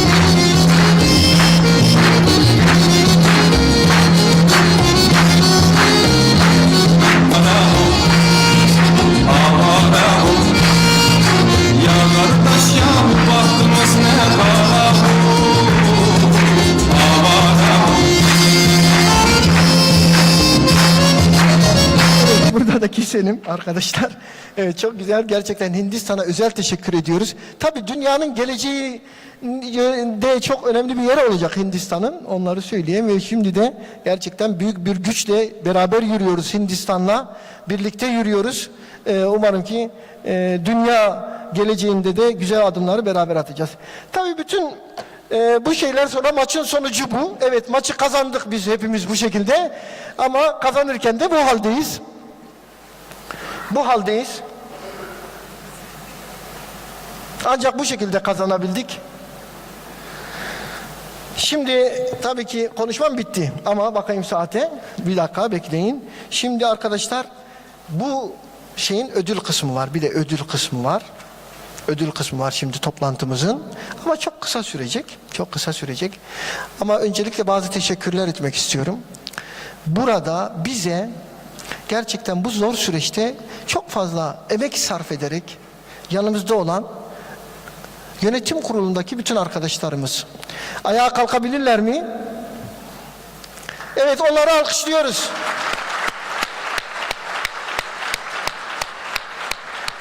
Tabii Kongre Sekreterimiz Ayhan Aküz, Uluslararası Kongre Sekreterimiz Behçet Hocamız ve tabii ki aslında beni öne sürüp hep arkadan işleri çeviren Zeynep Hocamız, Başkan Yardımcısı. Ve hep bir insan omuz omuza yürüyeceği bir arkadaşı olması lazım dediği arkadaşım Mehmet Gül. Ve diğer bütün ekip, buradaki arkadaşlar hepsi gece gündüz çalıştık. Şimdi de arkadaşlar buradaki bütün organlarda çalışan arkadaşlarımıza, yani bizim bütün organlarımıza özellikle teşekkür ediyorum. Ve şimdi de 3 tane önemli ödülümüz var. 3 tane ödülümüz var. Bunları takdim edeceğim. Zeynep Hoca'yı da yanıma çağırıyorum bununla ilgili. Plaketlerimiz burada mı? Burada. Vasem'le birlikte vereceğimiz ödüller var. Önce Vasem'in ödüllerini verelim. Kadar.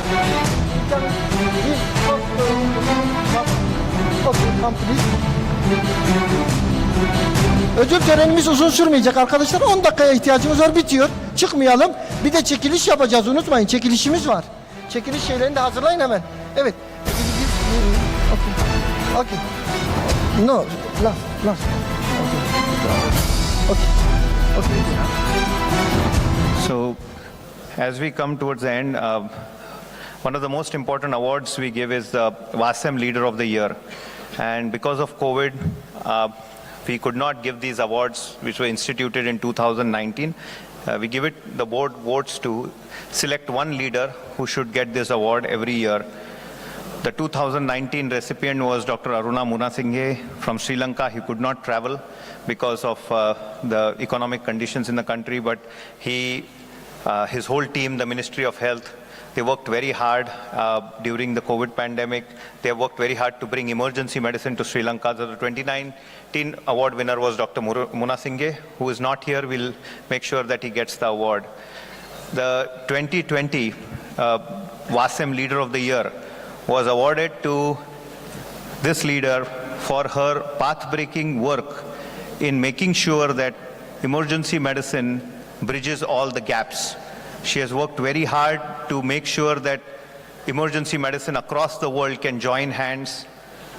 We break all barriers. She was the first female president of the American Academy of Emergency Medicine in history of emergency medicine in the United States. American Academy of Emergency Medicine is the leader of the world of academics in terms of cutting-edge research about being fundamentally loyal to board-certified, residency-trained emergency physicians worldwide. So if you are residency-trained and you are board-certified in emergency medicine, then you are eligible to practice as an emergency medicine specialty, is what they stood for in America, and they have stood for it all along. So they are the torchbearers of academic emergency medicine, and as its first female president, and her work done in her two years as president-elect, 2 years as president, and 2 years as past president, we honor this leader from America who has traveled all the way, finished her shifts, will work, attend our conference and go back and do a shift. And she continues to build WASEM as she represents American Academy of Emergency Medicine in the World Academic Congress of Emergency Medicine. Dr. Lisa Moreno Walton, WASEM Leader of the Year 2020. Please, Dr. Lisa, please come on stage.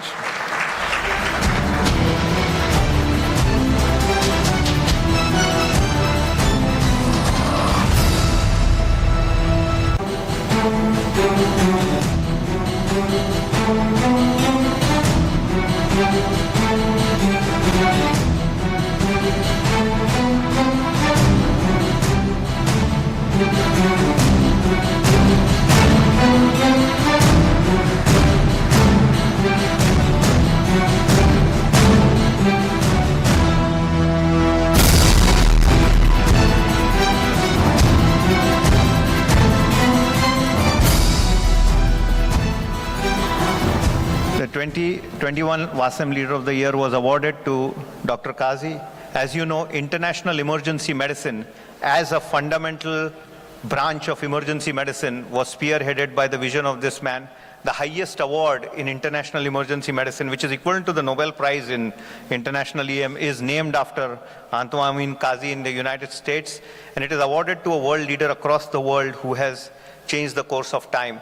And about 25 years ago, the branch of international EM was started by the vision of this person who has really embalmed that story of being American board certified but going back to his home country and developing emergency medicine. So the 2021 award was given to Dr. Kazi. Please, if you can come on stage.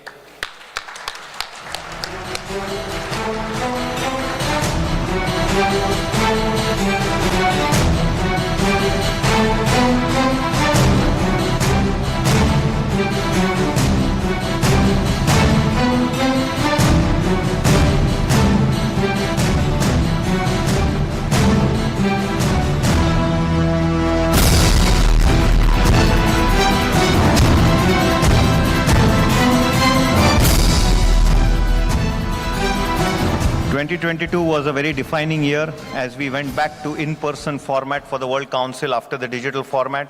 2022 also brought to light the efficiency of emergency and trauma services when after the COVID pandemic, after all the challenges, the FIFA World Cup was held efficiently and very historically in Qatar. And the leadership of this leader was very crucial as he prepared for the FIFA World Cup with the 4th WASEM in 2018 and then annually holding a FIFA Congress, and the famous Qatar Health Congress, which happens every year, is the brainchild of this leader, His Excellency Honorable Dr. Hassan Al Thani, Chairman and Director of Trauma and Vascular Surgery at Hamad Medical Center, Qatar.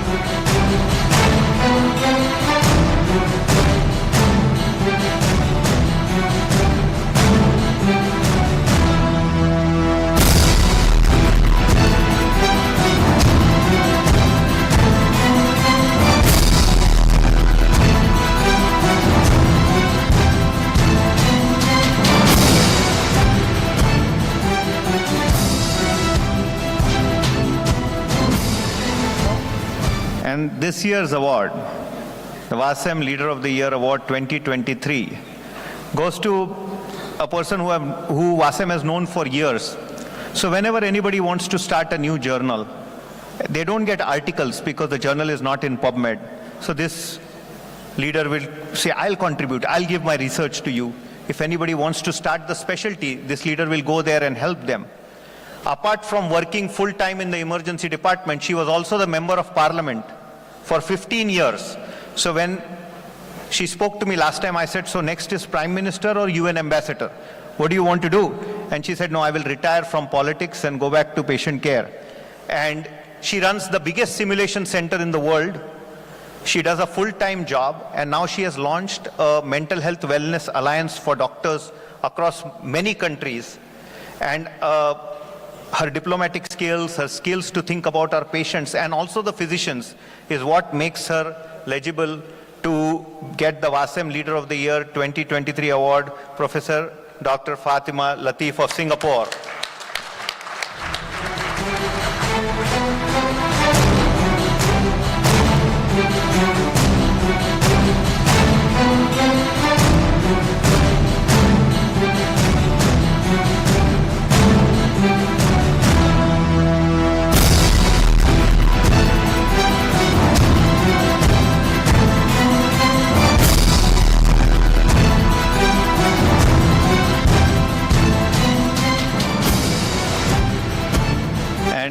The last, to not keep you all waiting, the last and the best part is a tradition of honoring the president of Wasem who finishes his tenure with the end of this Congress. And Atadur hands over the charge to Italy as Wasem moves to Rome next year.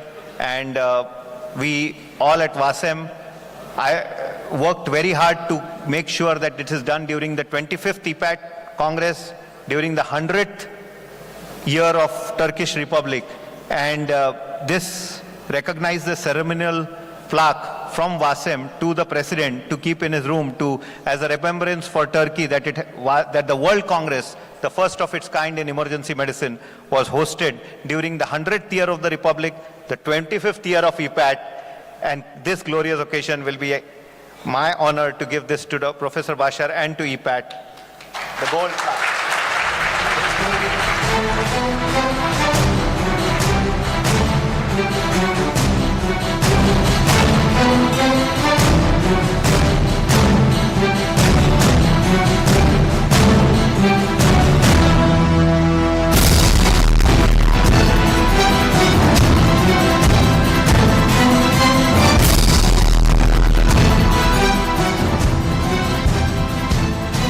Teşekkürler. Thank you very much Sagar, Doktor Sagar.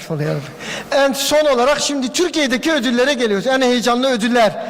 Birincisi sektör adına ilk defa bakın bu kongrede biz rekorlar kırdık. İlk defa iki şehirde, ilk defa iki kıtada ilk defa bu rakamlara ulaştık. Ve bu şeyi yapmamızda en önemli şeyi sağlayanlardan biri Zeynep Hocam oturdu ya. Ne oturdun? 20 dakika uğradık. Baktık ki kongre zor durumda. Gittik sektörü ziyaret ediyoruz. Ya bu dünya kongresi, bunu yapmamız lazım diyoruz. Ama destek alamıyoruz. Kapıların kapanması kötü bir duygu falan. Derken ya bir şans dedik. Şu Hulusi Bey'le arada bir görüşüyoruz dedik. Bir uğrayalım Hulusi Bey'e. Hulusi Bey'e biraz konuyu anlattık. 20 dakikada bizim istediğimizin 3 katı bir şeyden bahsetti. Biz şöyle aşağı gittik, Zeynep Hoca ile Mehmet Hoca ile birbirimize bakıyoruz. Ya bu ne dedi falan diyoruz. Ne dedi bu acaba? Ne dediğinin farkında mı adam falan? Neyse bu kongreyi bu hale getiren ve bu yüzden de bize yılın yöneticisi ödülünü alacak olan Hulusi Bey'i buraya davet ediyorum.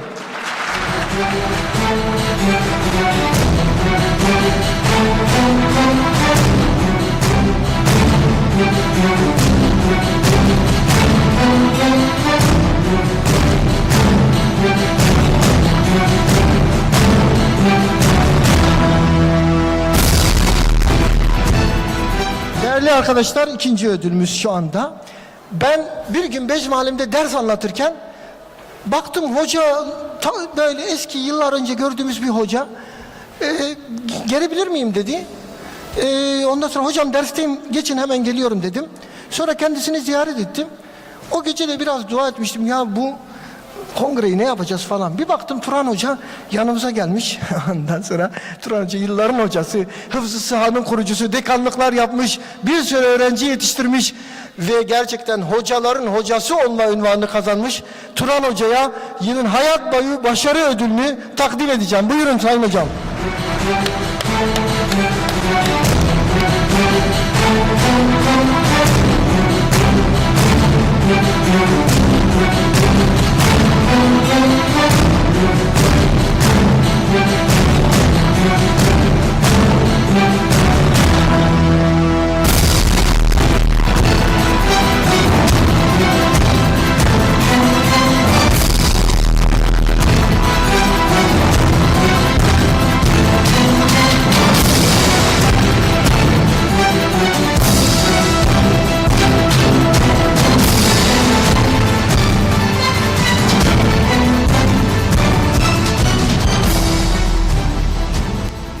Ve yine bütün ya 60 hastaneden bahsetti. Kaç tane hocadan bütün işleri güçleri bıraktı. Bize destek verdi, yanımızda oldu. Covid'de büyük mücadeleler yaptı ve hak ederek liyakatla belli yerlere gelen çok değerli hocamız, bizim önümüzde yol açanlardan, bizden önde gidenlerden Sayın Profesör Doktor Kemalettin Aydın hocamıza tekrar sahneye davet ediyorum. Yine hayat boyu başarı ödülünü takdim edeceğim.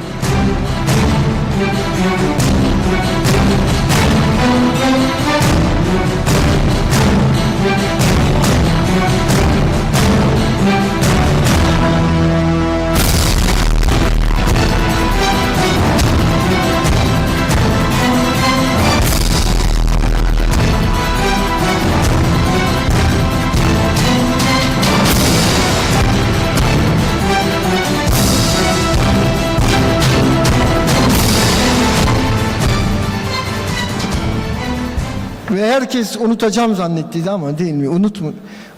Yani unutmuyoruz biz bakın. Ama zamanı geliyor. Şimdi son ödülü bu derneğin kurulmasından itibaren büyük çabalar veren, sonra dernek başkanlığını bana devreden ve benden önce dernek başkanı olan Profesör Doktor Figen Coşkun hocamıza vereceğiz.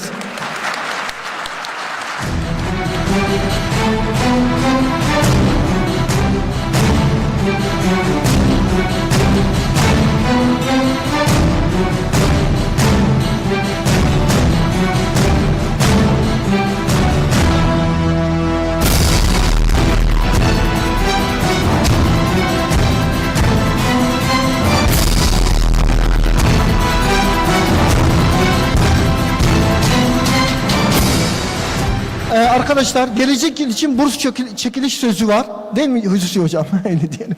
Veya biz yaparız onu. Şimdi onun için rakamları aldık. Çekiliş yapacağız. Yusuf, o son slaytlar duruyor mu? Son slayt dediğim slaytı yaptın mı? Ha? Onu bir gösterebilir misiniz? Evet. Arkadaşlar törenimiz burada bitti aslında. Sadece çekiliş yapacağız. Ama tabii ki çekiliş yapmadan bir son slayt koymuştum. Yetiştirdilerse evet bu ama nerede okunacak ha? Burada gördüğünüz gibi Estağfirullah. Min ecli zâlike ketebne alâ beni İsrail ennehu men katele nefsen bi gayri nefsin ev fesadin fil ardi fekeenneme katelen nâse cemî'a ve men ahya fekeenneme ahyen nâse cemî'a ve lekad câetum rusulna bil beyinâti summe inne kesiren minhum ba'de zâlike fil ardi le musrifûn. Biz yani İsrail'e dedik ki bir kişiyi öldüren bütün insanlığı öldürmüş gibidir. Bir kişinin hayatını kurtaran bütün insanlığı kurtarmış gibidir.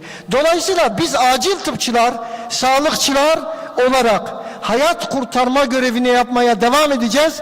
Biz hayat kurtaranların tarafında olmak zorundayız. Hayat kurtarmak bizim işimiz. Oradakileri de rahmetle anıyoruz ve çocukların ölmediği bir dünya istiyoruz. Hepinize teşekkür ediyorum.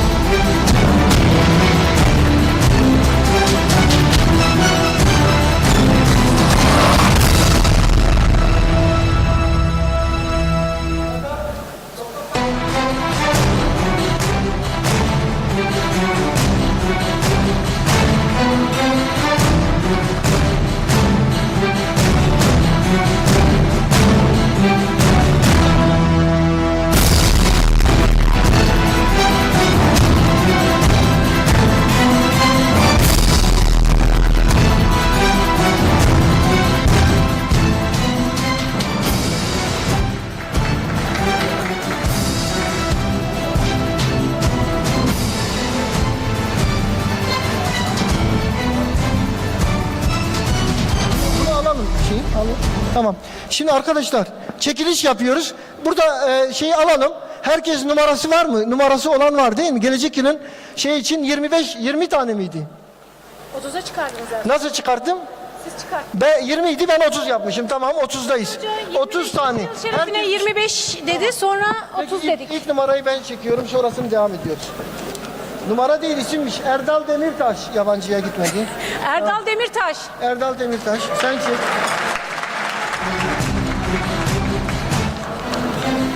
Sevgi Yumrutepe.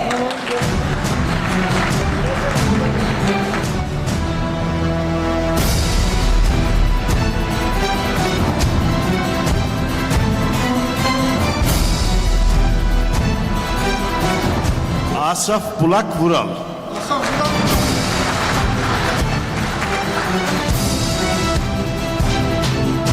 Büşra Kutlu. Bağırana. Evet hocam. Alttan çekeyim. Asaf Burak Vural. Duyuldu herhalde değil mi? Büşra Kutlu. Ayşe Öktem. Ayşe Öktem. Ayşe Ekler. Ayşe Ökten. Ökten. Ökten. Ayşe Ökten. Kaç tane oldu bu arada, saymaya devam edin. Vay hocam maşallah. Gözüm görmüyor. Seher. Bir tanedir herhalde. Örün. Seher Örün. Doğru mu? Serhat Örün. Serhat Örün. Serhat Örün. Gözüm aman. Serhat Örün. Serhat bak gördüm. Sena Zeybek. Kaç tane oldu bu arada, sayıyor musunuz? Furkan Çavdar. Furkan Çavdar. Furkan Çaytar.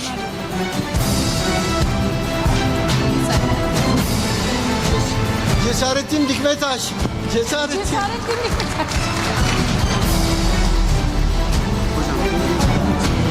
Tamam, onların üzerine. Nur Betül Coşkun. Nur Betül Coşkun. 10 oldu. Thank you.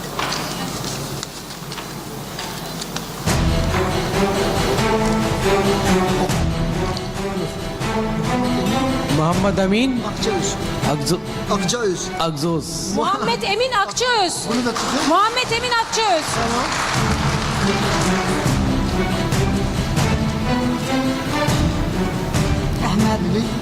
Ahmet Melih Savaş.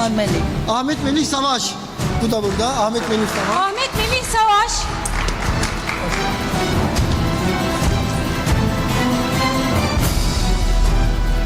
Sertaç Gülen. Sertaç Gülen. Sertaç Gülen. Sertaç Gülen. Tamam. Sertaç Gülen.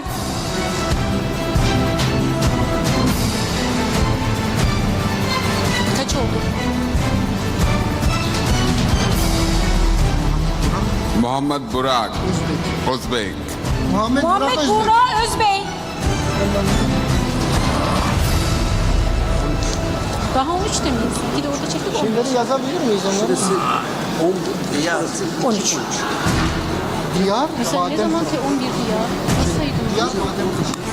Diyar Badin Badem Kıran. Diyar Badem Kıran. Okey. Tamam.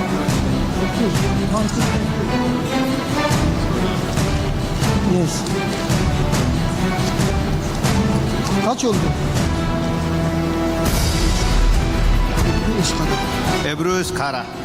Ebru Özkara.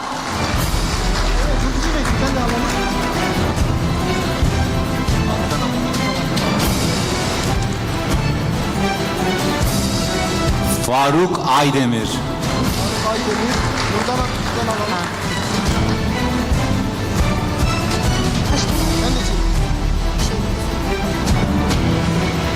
Ayşe Güldiken. Sayılıyor abi, 15 oldu. 16. Şuraya geçelim. Oraya da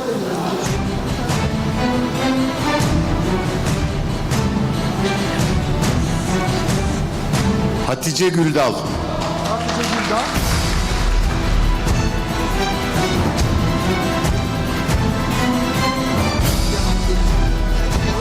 Bilgan Demir. Bilgehan Demir. Bilgehan Demir.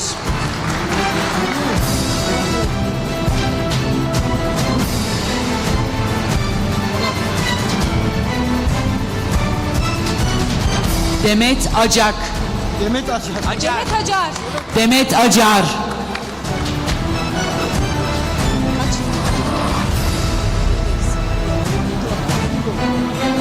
Turan hocam 2 tane çeksin. Turan hocam 2 tane çeksin. Bu. Evet.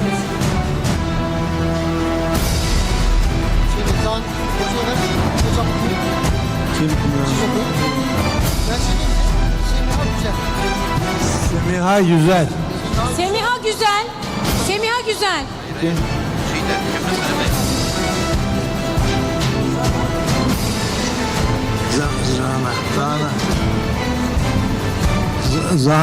Zana ikinci.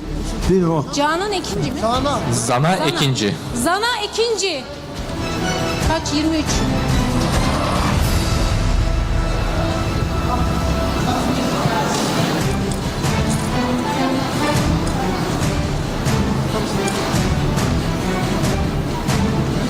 Ben en alttan çektim zaten. Melike Menendi. Melike Menendi.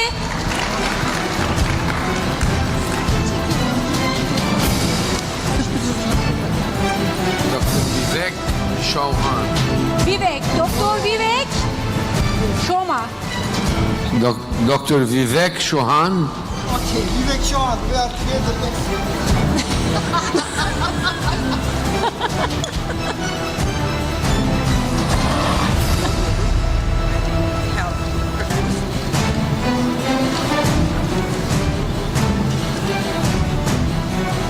Figen Özcan. Figen Özcan. Figen Özcan. Figen Özcan. Figen Özcan. Kaç oldu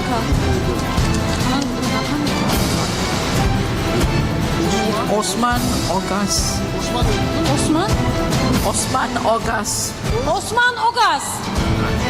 Osman Oğuz Kıraç. Osman Oğuz Kıraç. Son 3 mü? Son 3.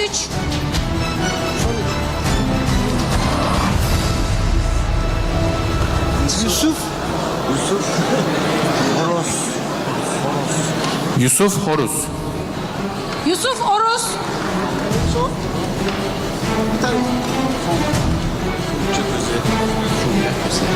Fulya Köse. Fulya Köse. Fulya Köse.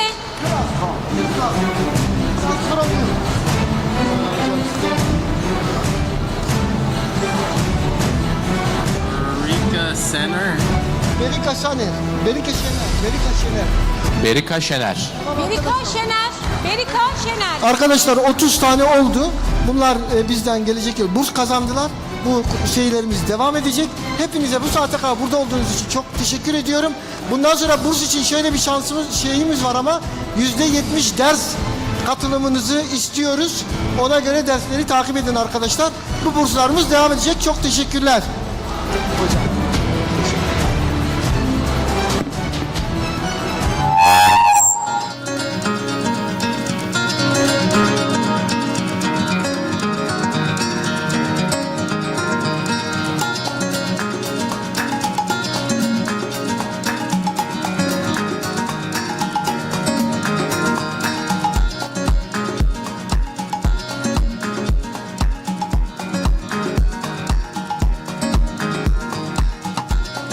For your invitation, Mrs. and moderators, and welcome to our great Congress in Emergency Medicine. And before I will talk about my presentation, I want to say some things about this Congress, and I am very excited and I am very happy to be in wonderful Congress, and thank you very much for giving me the opportunity of this presentation. Thank you. First of all, My submission's title is Prognostic Evaluation of CRP, Albumin Ratio, and Neutrophil Lymphocyte Ratio and Platelet Lymphocyte Ratio in aortic dissection patients, a retrospective analysis. Acute aortic dissection is rare, but life-threatening condition characterized by separation of the layers within the aortic wall. But without prompt surgical intervention, patients may often confront severe complications such as aortic rupture. Unfortunately, even with surgical intervention, mortality rates can be made high. So, this study aims to assess the prognostic significance of the CRP, albumin ratio, and neutrophil lymphocyte ratio and platelet lymphocyte ratio, as I said, CAIR, NLR, and PLR, in predicting a length of hospital stay and mortality in emergency patients diagnosed with aortic dissection. In the materials and methods sections, the study was carried out retrospectively, observation and cross-sectional study, including 18 and over who present at our tertiary hospital for last 5 years. The set of patients diagnosed with aortic dissection were determined via ICD code, via hospital database system CARMET, and we confirmed the patient's diagnosis by thorac-abdominal CT angiography. Patients with incomplete data were excluded from the study. The mortality status of the patients referred to another hospital for surgical intervention was obtained from the patients themselves or their relatives. What are the variables analyzed in the study? We studied many factors, including patients' mortality rates, especially hospital stay durations and mortality, and the other variables such as laboratory parameters and demographic data. In the statistical analysis, we made comparison between survival and non-survival groups, and the descriptive characteristics of the study are given in numbers and percentages. Quantitative data expressed as mean and standard deviation for normal distributed data and median for non-normally distributed data. For normality test, we use Shapiro-Wilk test because of n lower 50. Independent t-test was used to compare the means between the two groups. And also correlation analysis was made. All analysis was performed in 90% confidence interval, and statistical significance was defined as a p-value less than 0.05. In our study results, the retrospective analysis include 32 individuals diagnosed with aortic dissection in our emergency medicine, with 24 of them being male. 81% of patients were diagnosed with type A dissection, and also surgical intervention was also performed in 81%. The mean age of patients was greater than 65.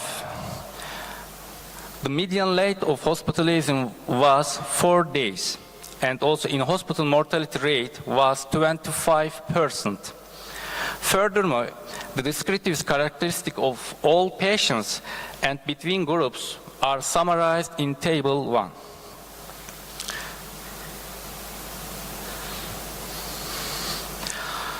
We look at the table. We compared the patients and diagnosed with aortic dissection in survival and died patients.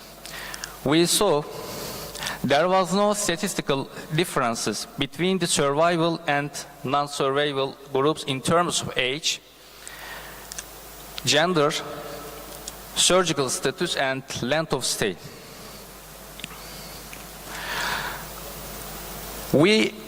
Gender-based comparison of NLR, PLR, and CAR values revealed no statistical significant differences. And Sorry, Dr. Vural, please be fast. Okay. However, when age considered, significant variations were observed in CAR values. The comparison of the effect of CAR, PLR, and NLR rates on hospital stay and mortality is shown in Table 2 and Figure 1. There was a positive correlation between length of hospital stay and CAR, while no statistical significant relation was found between. In the Figure 1, PLR demonstrated a statistically significant predictive value for in-hospital mortality.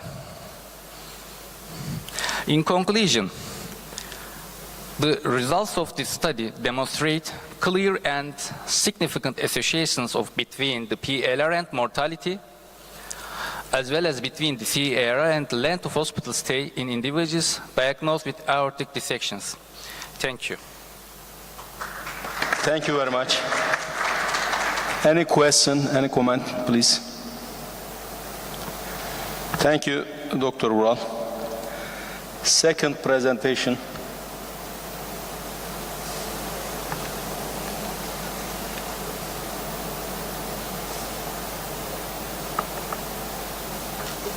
The value of rate of oxygenation shock and diastolic shock indices in COVID-19 patients.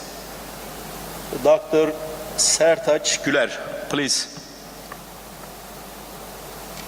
Absent. Okay. Yok herhalde değil mi? Please, third presentation. Efendim.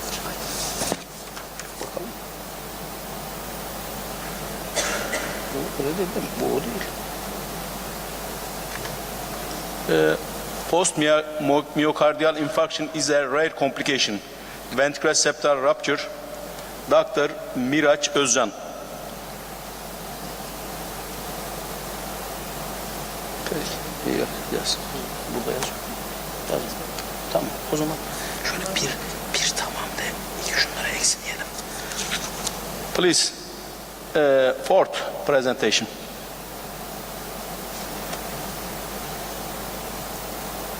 Extracorporeal membrane oxygenation used to maintain tissue perfusion until harvesting in patient after brain death. Please. İsim evet yok ama şey yok. Altı çizilmiş. Hi everyone, my name is Mehmet Emre Akçay. Sorry for the interruption, but my professor, who is Mücahit Avcil, is COVID now. That's why I will present this presentation for him.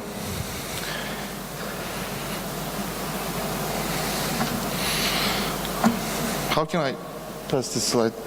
This one? So, I think you know what is ECMO therapy. ECMO therapy is a therapy if you had a lung infection or a heart malfunction. This device provides lungs, lung and the heart functions for you. That's why, and it's if you have a cardiopulmonary problem, we will put you on this device. So our case, who is a 48-year-old male who presents with syncope, no known disease or drugs, and the EMS services in our city recognize cardiac arrest and start CPR to the patient and take this patient to nearest hospital.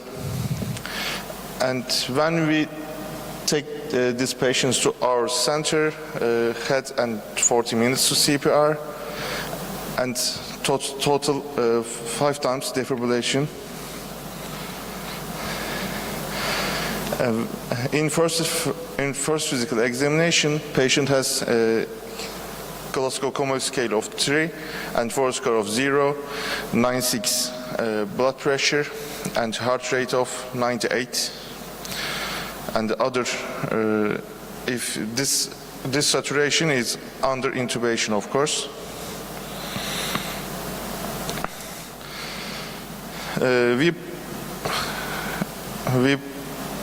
We make an CT angiography for intracranial arteries on the 3rd day, and the patient ruled for brain death.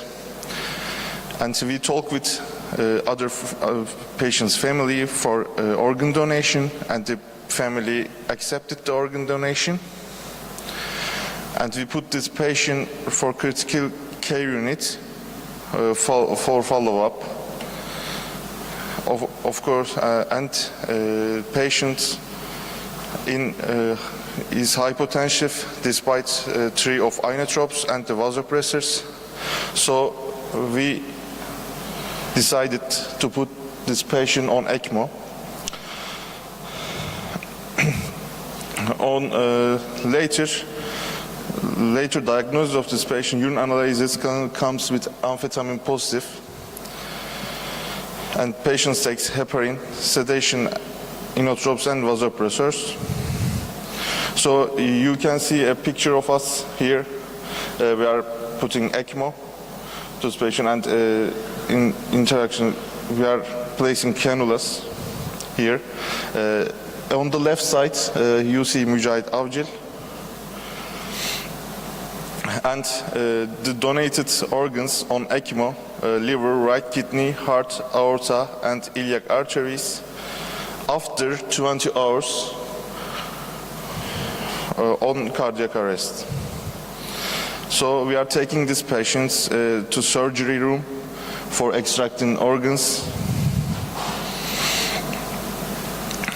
So normally ECMO is a new therapy. The medical world is trying on it, so we think it is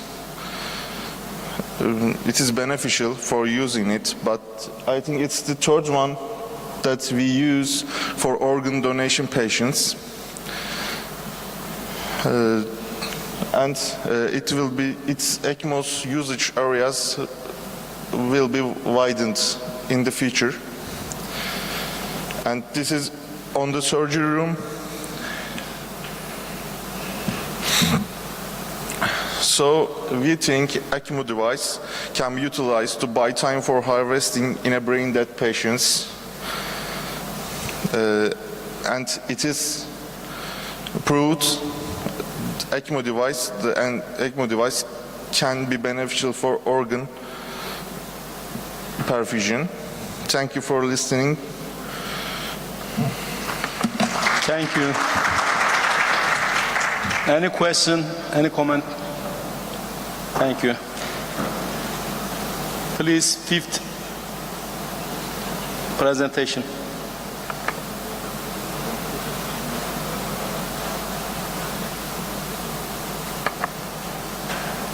Post-myocardial infarction is a rare complication.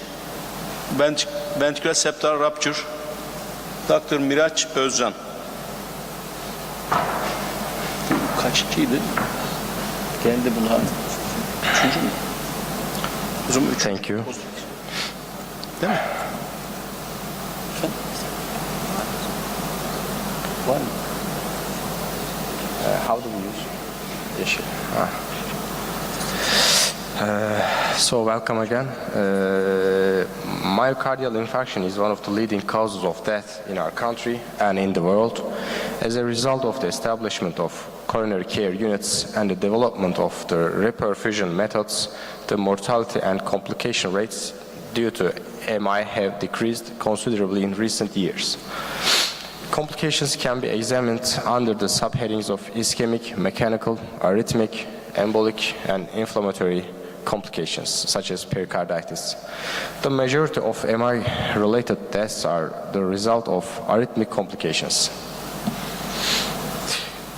However, although mechanical complications are much less common, they are more deadly. The most important ones are ventricular free wall rupture, ventricular septal rupture, and acute mitral insufficiency, and they often progress with cardiogenic shock and sudden death. Other mechanical complications include left ventricular aneurysm, ventricular pseudoaneurysm, cardiogenic shock due to severe left ventricular dysfunction, right ventricular failure, and dynamic left ventricular outflow tract obstruction. So in this case, an 85-year-old female patient was transferred to our emergency department after ST elevation was detected in the anterior and inferior leads in the EKG taking at the center where she applied, with complaints of typical chest and back pain. The patient's history was unremarkable except for hypertension and the medication she was using for this reason. In the physical examination of the patient, her general condition was fair, she was conscious, cooperative oriented, her Glasgow Coma Scale was 15. Her vital signs were 90 to 60 millimeter, pulse was